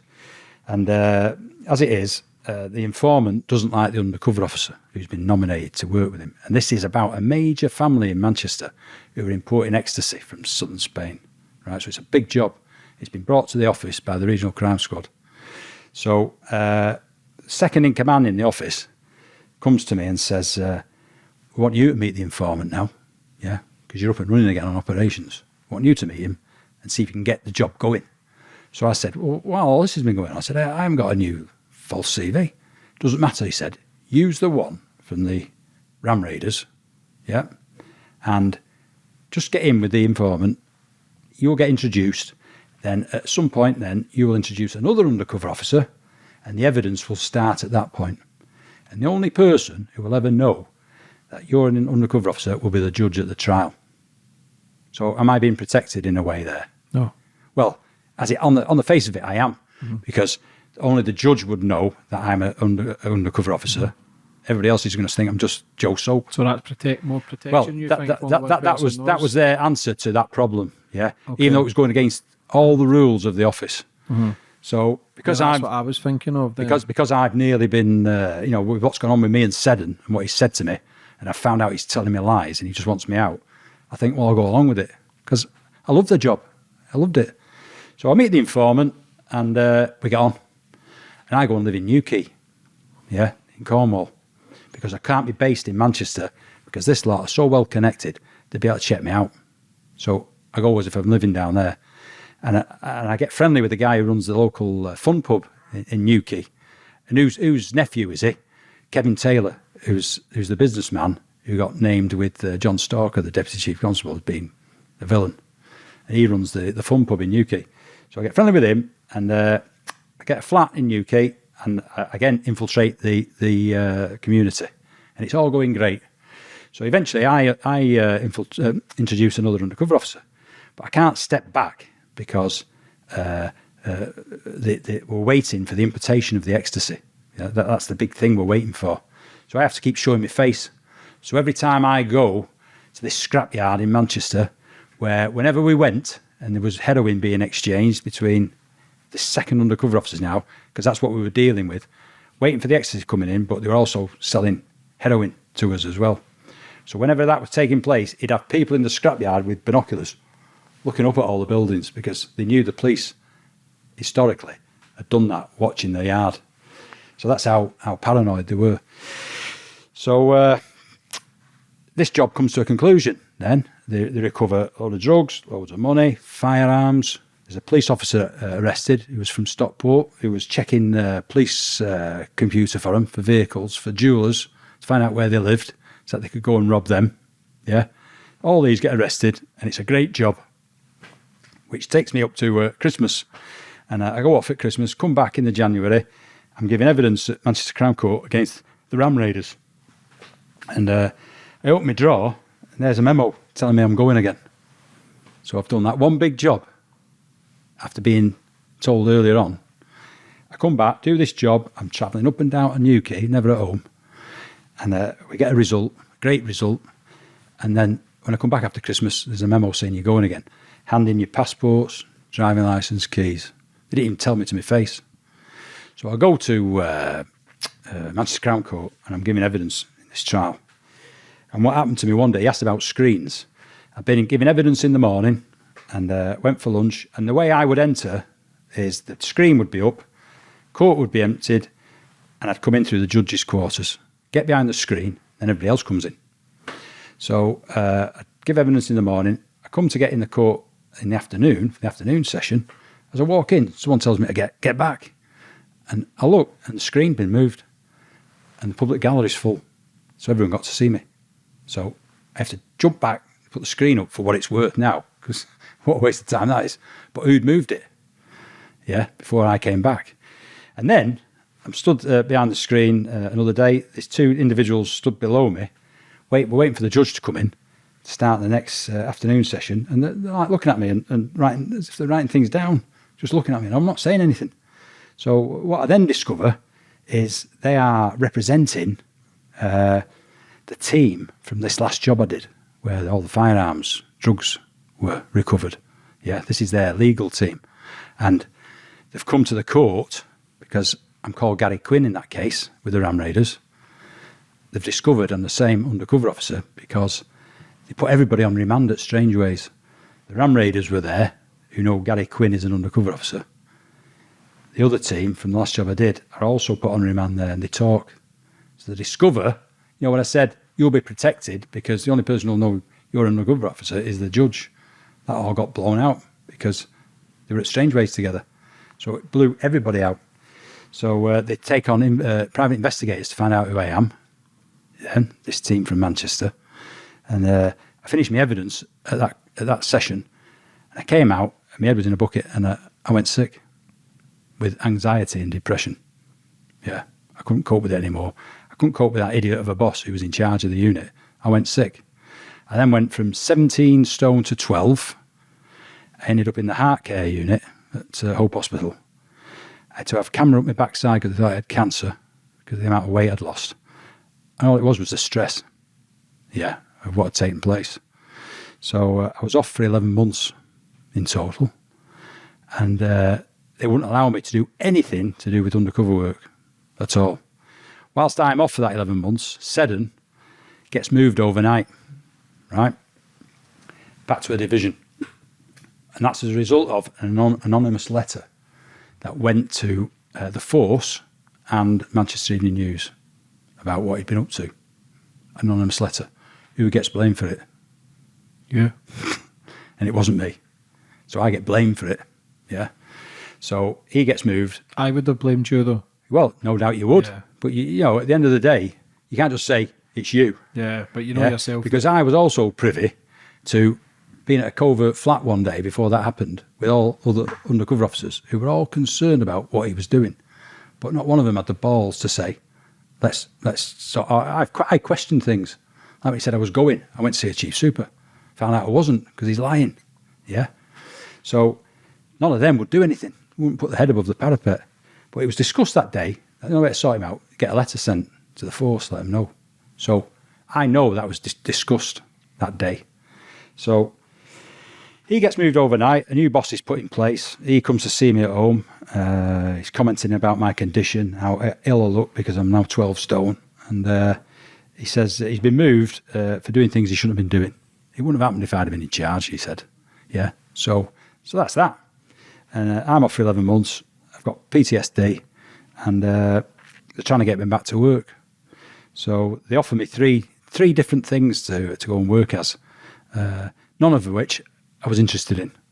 One was computers, which I have no knowledge of. One was taking witness statements for civil litigation. And the other one was video imaging unit at the headquarters in the basement. So that was the only one I thought out of the three, because I was by now, financially, I was in dire straits. I'd had to cash in insurance policies I had. I was on half pay. And if I didn't go back when they were saying I had to go back, I'd go on no pay at all. Now, I haven't done anything wrong. Yeah, but that's the situation I was in. So they offered me these three positions. So I said, I'll take the video imaging unit. And I said, I can't come back to work till the January because I can't be doing with all the frivolity at Christmas. So they want me to go back in December. I said, no, I can't. So I said, I'll go back in January. So I haven't spoke to anybody from the undercover unit in the 11 months I was off. In particular, my old partner, Reg, who I discussed with you, who we did jobs together, who we'd been told had been put in for the Queen's Police Medal together. So I felt a bit better. And I knew my financial problems were going to be put right because I'm coming back to work. So I ring him. And after the bit of frivolity, he says, have you got it? I said, have I got what? He said, the Queen's Police Medal. So I said, no. And I thought he was joking. He said, I have. And he got it in the New Year's Honours. See?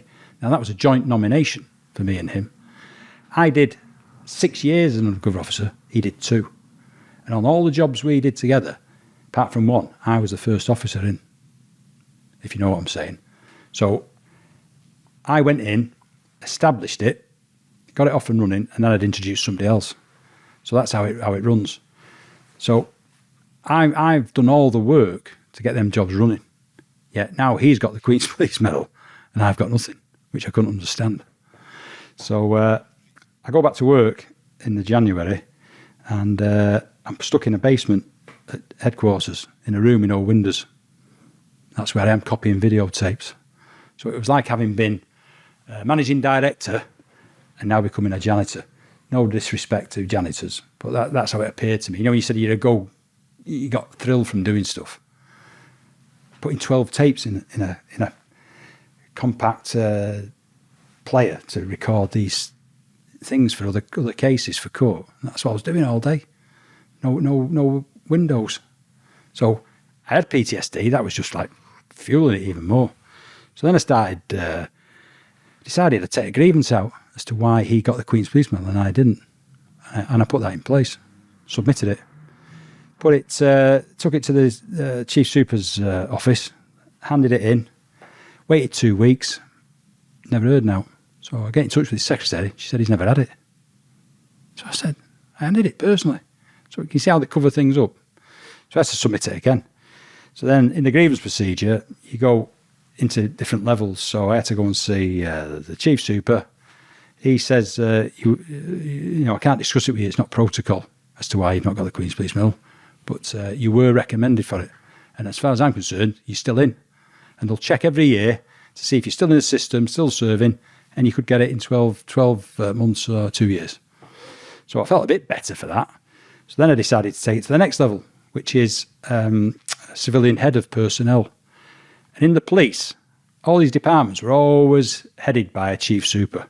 So when he took over, he was the first ever civilian to be in charge of a department. So this is someone who you can't manipulate because he's come from an outside world. Yeah, they're all Chief Supers that all sing off the same song sheet. So he comes in, I go and see him, put it all to him. He goes away for a week. I go back to see him. He said, I've never been so embarrassed in my life. They won't let me see any documents in relation to you. Right? So I said, what's all that about? You know, he says, I've never been in this situation before. And honestly, I just don't know what to say to you. They won't let me see anything. But one thing I do know is that for you to get the Queen's Police Medal now, you'd have to be renominated because there's nothing in existence. So where has my nomination gone? I'll tell you where it went. It got shredded by the head of the CID. Yeah, because I was blamed for Ken Seddon's movement from that department. So I take this all the way up to Assistant Chief Constable, don't get anywhere with it. So then I start going to the outside world, and that's when I went, he asked me before about Keith Potter. He was from Police Review.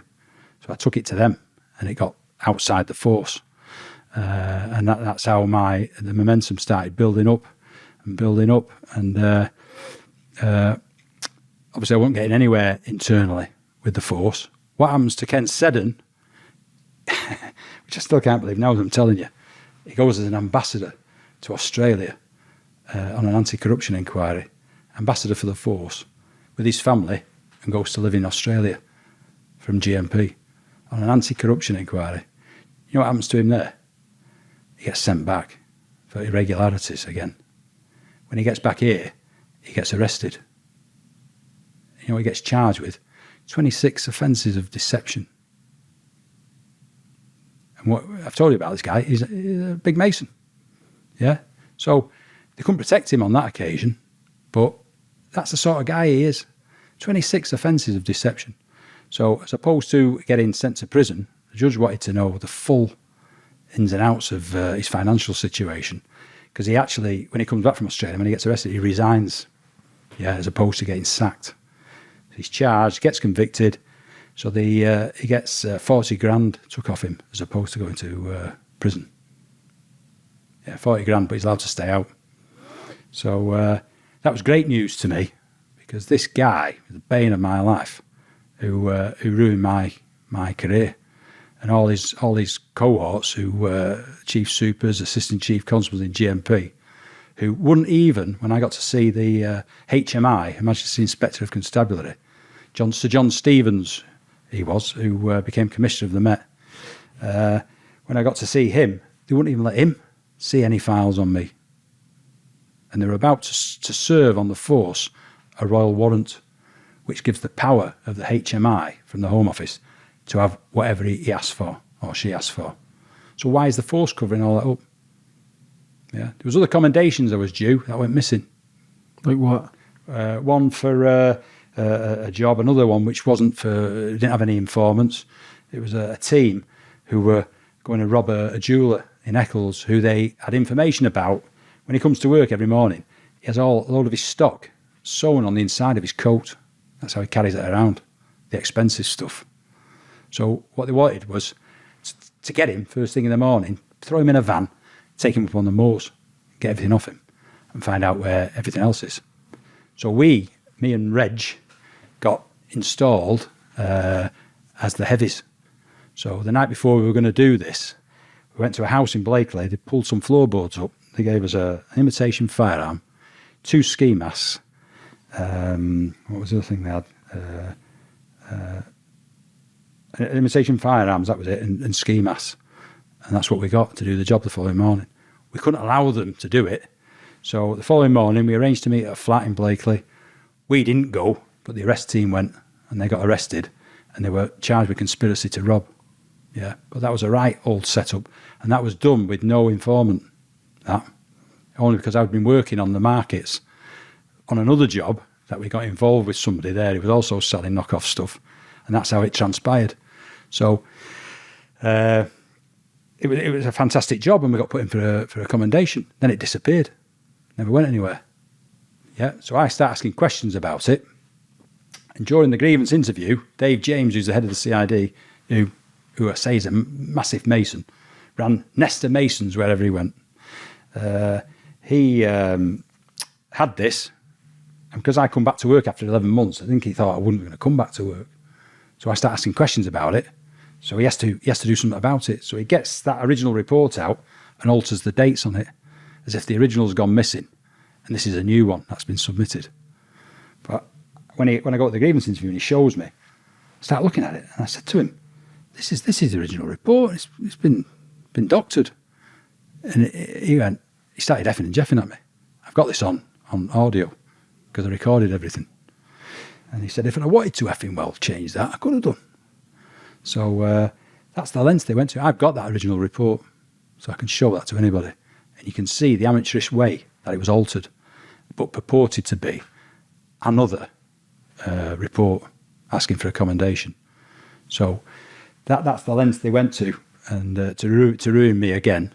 And eventually I get to see the Chief Constable, David Wilmot, which is unheard of. It's only through the HMI I got to see him. And I got to see him for 15 minutes, but it went on for an hour. And when I told him what had gone on, he said, "What you told me today gives me great concern." So this is 3 years after what had happened. And he then reinstates me for the Queen's Police Medal. So I got it then, 3 years later. So I go to Buckingham Palace with my wife, get this award that I should have got 3 years earlier, which had been shredded. And I said to my wife on the day, I said, icing off the cake's gone. Because they've had to give it me, because of what I've done. They didn't give it me with an open arms. And people have said to me, it doesn't matter, you got it. But that's how I felt, and I've got it and I'm proud of it. Yeah. So for someone of my rank to have got the Queen's Police Medal for operational work, because you normally get that when you become Assistant Chief Constable, you get it because of the rank you've got. Yeah, you don't normally get it if you're a minion at the bottom. Just thinking of it, just to go great lengths to try and destroy you, to try and shred up things to get in medals, it just seems a bit far-fetched to why. Like, did you ruffle feathers anywhere along the line? Because... Were you too straight or too much loved your job that you wouldn't... I said to you before that the police service and the hierarchy is do as we say, not as we do. Yeah. So I'm having great success as an undercover officer. Yeah. And some people might be thinking, who do you think he is? But, had H never left, my career wouldn't have been affected. It's because he leaves halfway through my secondment in that office, and we put an idiot in charge who should never have been there, who is also, he might be a police officer and a senior officer as chief inspector. He's bent. And it proved that he was bent because later down the line, he gets charged with 26 offences of deception. What's this all got to do with masonry, though? Because all those who protected him and were fighting his corner and for things that would have got anybody else sacked, yeah, I wouldn't have got protected in that way. If I'd have let one because you're going against them, though. Shouldn't you protecting your own at all costs and not just because they're Masons? I should be protecting him. So should people protect... Like the police force, yourself, it's the biggest gang in the UK. Oh, yeah. In the world. But because everybody protects their own, no matter what level of Mason or not, do you feel as if because you were going against the grain and trying to find out more details in certain things and calling them out? Because what happened was he gets moved. Now, had that have got in the public domain, which it didn't, why? I asked this question. And I know now because I'm also, I remember things after I've told you things, which come back to me. So I now know who was the manager of the photographic department, right? So when that anonymous letter arrives at the force, what do they do with it? And this will tell you something. What do they do with it? They don't investigate what the allegations are. What they put all their efforts into is to find out who sent it. So what do? They illegally fingerprint it because there's been no crime committed, and they fingerprint that letter. They then take it to the manager of the photographic department, who I know personally because I got put in the video imaging unit, so I got friendly with him years later. And as I'm talking to him one day, he says, I remember that. He says, I'm in the photographic studio. Who comes in? The chief inspector from Scientific Support Services, Big Mason, head of the civilian head of that department. They come into the photographic studio, close the door, and they've got this letter. They say to him, you've seen this, but you haven't. What we want you to do is photograph these things that are on here now that have been highlighted with an arrow. So Ian says to him, where's the divisional numbers? Because when anything's brought in for such as that, it'll have divisional things on it, recordings and markings. They didn't have anything on apart from these arrows. And they said, you've seen it, but you haven't seen it. We want you to take the photographs, bring it all back to the head of the department, and don't speak to anybody about it. So that was that letter that arrived. And that's what they did, fingerprinted it, trying to find out who'd sent it, but didn't deal with, as I now understand, what was in it. So what does that tell you? Was that being covered up? Yeah. Because had that got into why didn't it appear in the Manchester Evening News? Because I know now that it went to the Evening News as well. So the guy who was the main reporter there at the Manchester Evening News was well in with all the senior officers, because otherwise he wouldn't get any tip-offs for any jobs to cover. So when they get it at the Evening News, he don't do anything with it. Goes to the force, he obviously tells them, And it's all covered up because they don't want the outside world to know about this because of this elite department. And you've had this clown in charge of it who's been doing this, that and the other. They don't know about his deceptions at that point. All they know is he's been using it for his own purposes. Then his brother living in a flat, rent-free, using the drug squad's caravanette. You know, he's just gone gung-ho. And he's ruining what was a very secretive and professional unit for his own device, which would have got me sacked. So all I can say to you is, had I have been in charge doing that, I'd have got flirted and got sacked. So what happens after it all then? What happened? So I'm get the Queen's Police Medal 3 years later. Okay, so but my career's over now. My career's finished because I'm laden with what. So you've still been tarred with that brush, you're saying? Oh yeah. But I'm happy. I've got the Queen's Police Medal now, but I'm not doing what I wanted to do. So what I applied for, I need to get out of that unit where they stuck me in the basement. So I put in for a public speaking course, and I go on that and pass it. So then I think I need to get out of the force. So the then district training centre was at Bruges in Warrington. So I applied to be a trainer there, a law trainer, and I go.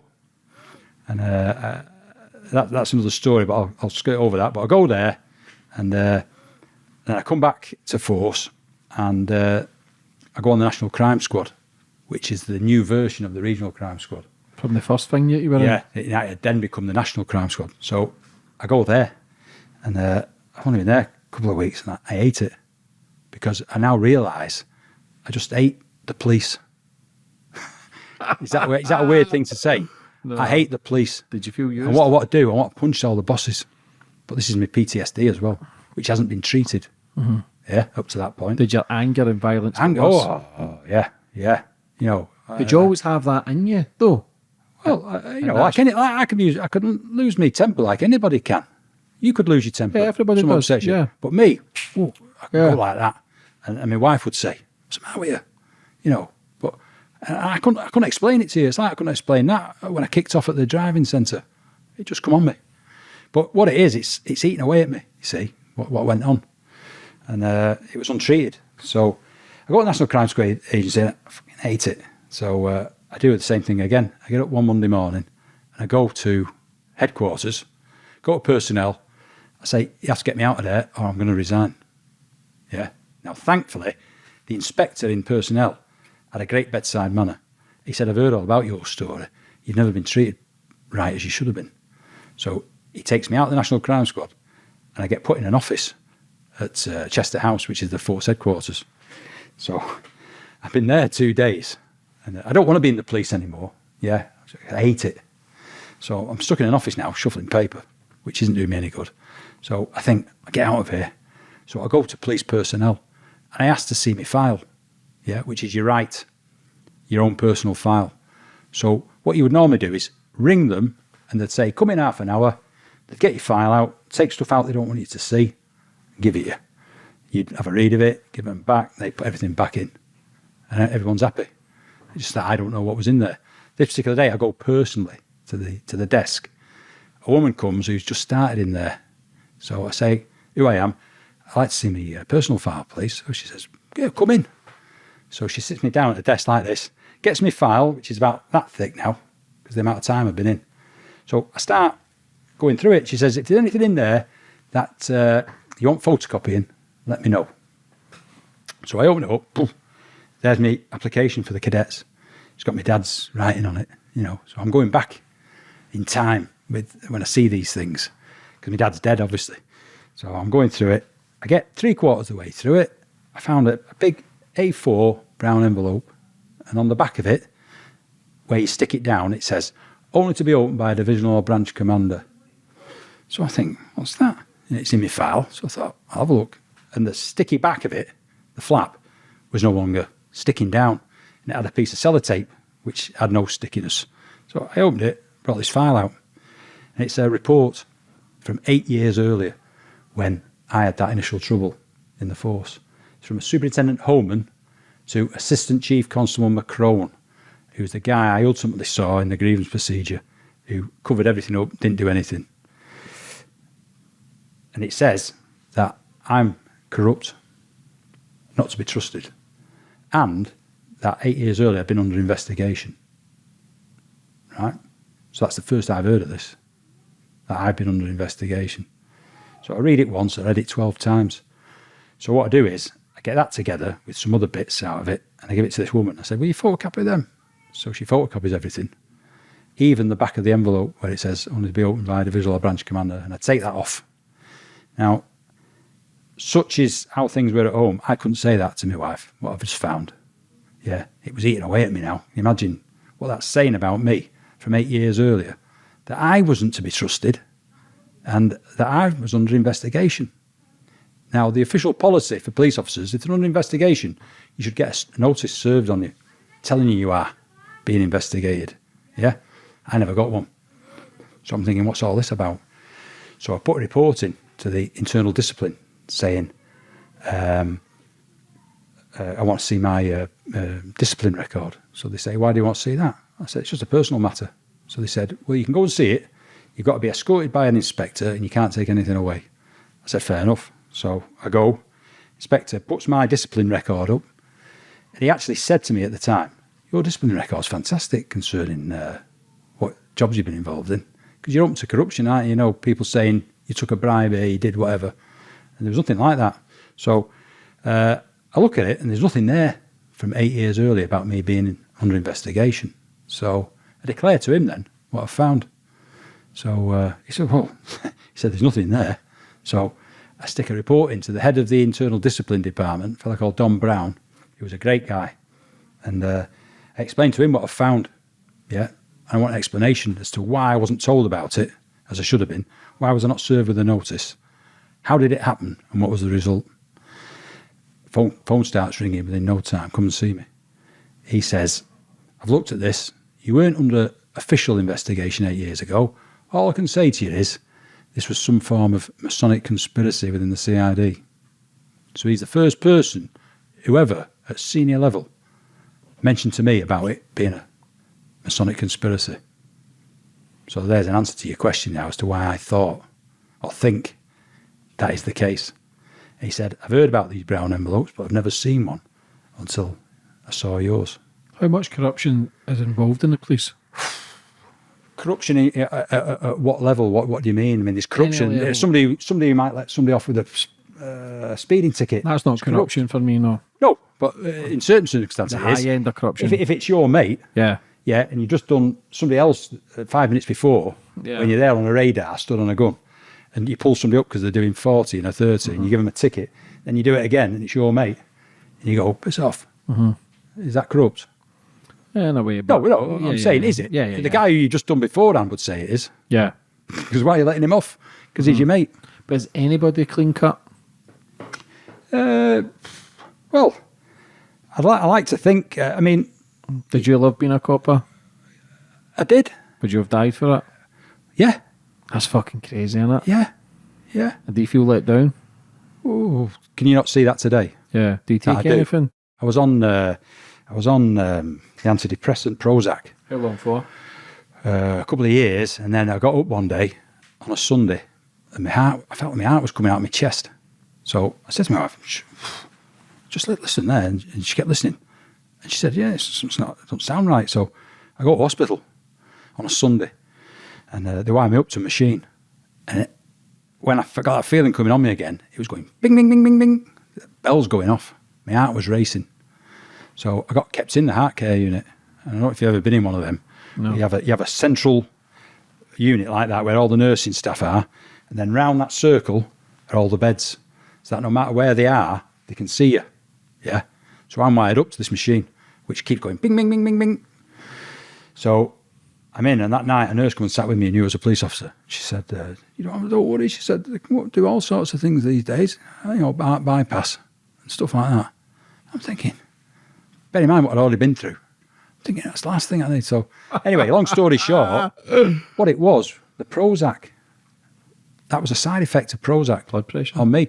And they didn't know, and it went to the Lancet because it highlighted that fact, that Prozac can do that. Yeah, so I got took off it. Thank God my heart went back to normal. Yeah. When did you leave the force? I left eventually. So I had 28 years service as a police officer, and I'd done 2 years as a cadet.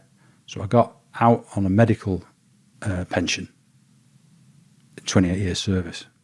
It's a long bit of service, that, isn't it? Well, in total, I did 30 because I had my 2 years cadets, but I should have done another 2 years as a police officer. But it became apparent that the PTSD, never get it resolved, because there's no way I could stay in the force without, as I said to you before, I was raging every day. And if I saw any senior officers, you know, and I think to myself, I've done that work and took those chances and done things and got results, and I could have chose just to sit on my ass in an admin office, and got paid the same money. What chance you got though when you're trying to fight crime, but you've got fucking crime and you're doing you end up having to watch your back from those inside the job more so than you do from people outside. Yeah, the trust goes. Yeah. Are you still with the same woman all those years? Yeah. Why did you know, all credit to her. Because, why did she stick by you? I suppose you'd have to ask her that, but you know, at the end of the day, it's not been easy, and she would tell you her story if you spoke to her, and she'd obviously come very close to going, and no doubt, you know, I know her own mum would say, "What you're doing with him is bloody lunatic." You know, why is he doing that job? People can't see why you do that job, and perhaps I would say, if you're going to be an undercover officer, it's better if you're not married. You know, because it takes away your normal life. Mm-hmm. Yeah, and it has to be, if you do it properly, that's the effect it's going to have on you. There's like people go to the army and stuff as well. It's just easier if you've no other commitments. Well, you don't have to worry about them then. Yeah. You know, and you know, like my wife would know when we were out, if I walked off, she wouldn't come with me going, "Where are you going?" She'd know that I'd seen somebody and I've got out of the way. And that's how it used to be. And it's no way to live your life, is it? Would you change it? No. What I would change is how certain things were allowed to happen, which should never have happened. Now, I said that to you early doors there. Now, had that guy never been put in place as head of that unit, he was the wrong person for the job. Had he have not got put in place and someone proper following H, or if H had have stayed, my career would have been different. God knows where I could have got. So that's what eats away at me as well. I never know now where I would have got to. You need to let that go though. Well, I know. And it's easier said than done. Of course it is. You know, But you seem to be a man who carries the world on his shoulders. Even now, I can see it. I can feel it. Like I say, I've been doing this job a long time. Yeah, when I get talking about people, I get into it. And it seems heavy. Yeah. But I know it's easier said than done, but you need to fucking try and drop it. Hopefully, you know what does me good? What? Talking about I'm just about to say that. Hopefully this is like a little therapy session for you. We can then flip the chapter, because like I say, you've had great service. You've done great things. Listen, I was grew up to hate the coppers when I was younger, but interviewing coppers now, I understand the pain, the misery and everything they go through. No matter people from the beat who then see dead bodies, car crashes, fucking kids killed, to senior officers, to CIA, to undercovers. The extent of the mindset it goes to end up becoming alcoholics, drug addicts, suicide. I take my hat off to them, because I never seen that as a kid. When you grow up in a rough area, if you grow up in the tough streets of Salford, you hate the coppers. You being a copper, people hate you automatically. But people need to understand what goes in, what you've had to go through, what you've had to overcome. There'll be some people who watch this that will go, "What a tosser he is." Yeah, of course. I've had that already. Yeah, but people need to understand. Like, I interviewed many coppers now undercover, and what they go through is unbelievable, because I wouldn't do that job. What they need to see, there's people, you shouldn't be seeing the stuff that people, and like, there's not much help. It's like veterans, the homeless, suicide, nobody gives a fuck. Same as coppers, where's they've been trying to fight crime. Listen, there's corruption everywhere, but try to save lives, try to help people. When the shit hits the fan, who's people going to call? We're going to call coppers, but yet nobody gives a fuck. Like I say, you went through all that, and who cares? I did a job in Wavertree in Liverpool, quick one. And I got into this guy, he's knocking out heroin through an informant. The day comes when we're going to buy the heroin and the ecstasy. And I've got a big truck outside, because he thinks I'm into an amusement machine. So I've got one for his cafe, which I've got from a police club, just to come and show him. So we come on the day, pull up outside, go in. He's happy as laddie. Do you want a drink? He said, I'm getting the gear brought over in a bit to this cafe. And he had the whole building. So his cafe was at the bottom, and there was another 5 levels where he had the HSS people living in there. Yeah, so he was drawing all that money from that. But it was right opposite Wavertree Police Station. So in the morning, before I'd gone, the technical people had gone in and drilled through the brick wall, which is opposite his cafe, to put a camera in. Yeah, so they could see when I got there everything that was going on. So it was on a need-to-know basis, that. So not many people knew at the Nick what was happening. So I pull up in the truck with Reg, and we go in. He's happy as laddie. We're having a chat and a brew, and then his phone goes, and he comes back and he says, I'm a bit concerned. And he says, I said, why? He says, just had a phone call. He says, there's a camera focused on us from over the road at the wall. Now, I'm a police officer. Yeah. I know that's the case. And I'm thinking he's then going to say to me, and I know who you are. Yeah. But he doesn't. So it quickly becomes apparent that somebody at the Nick is corrupt, who is in his pocket, who doesn't know the full story, but knows technical people have been in, put a camera in, and it's focused on his cafe. So, and I blew my top then. He goes, don't worry about it. He says, they're always watching me. You know, we'll go elsewhere. He says, I've sent the stuff back. Go off, and I'll ring you in half an hour, and we'll go somewhere else. So I go out, and I'm thinking, thank God for that, you know, fill your Pampers time, because that could have turned really nasty. And half an hour later, he rings me. We go to the Rocket, which is at the end of the M62. Go there. We all get arrested, yeah, with the gear. And I'm taken to Wavertree Police Station with him. We get banged up in the cells. So he thinks I've gone off for, when I get took off, he thinks I've gone for interview. But I'm not, I'm let out. And he obviously gives his no answer interviews, then gets told who I am. So that's like a rocket then up his arse when he realises that. But he still runs a not guilty plea and goes to court. He has to give evidence against him. And he got convicted 8 years, that guy. But the point I'm trying to make is there was a chief inspector at the time on the telly in a documentary, Elmore Davis, who was connected to the warrior from Gladiators. You know, have you seen the Gladiators? Yeah. You ever see it years ago?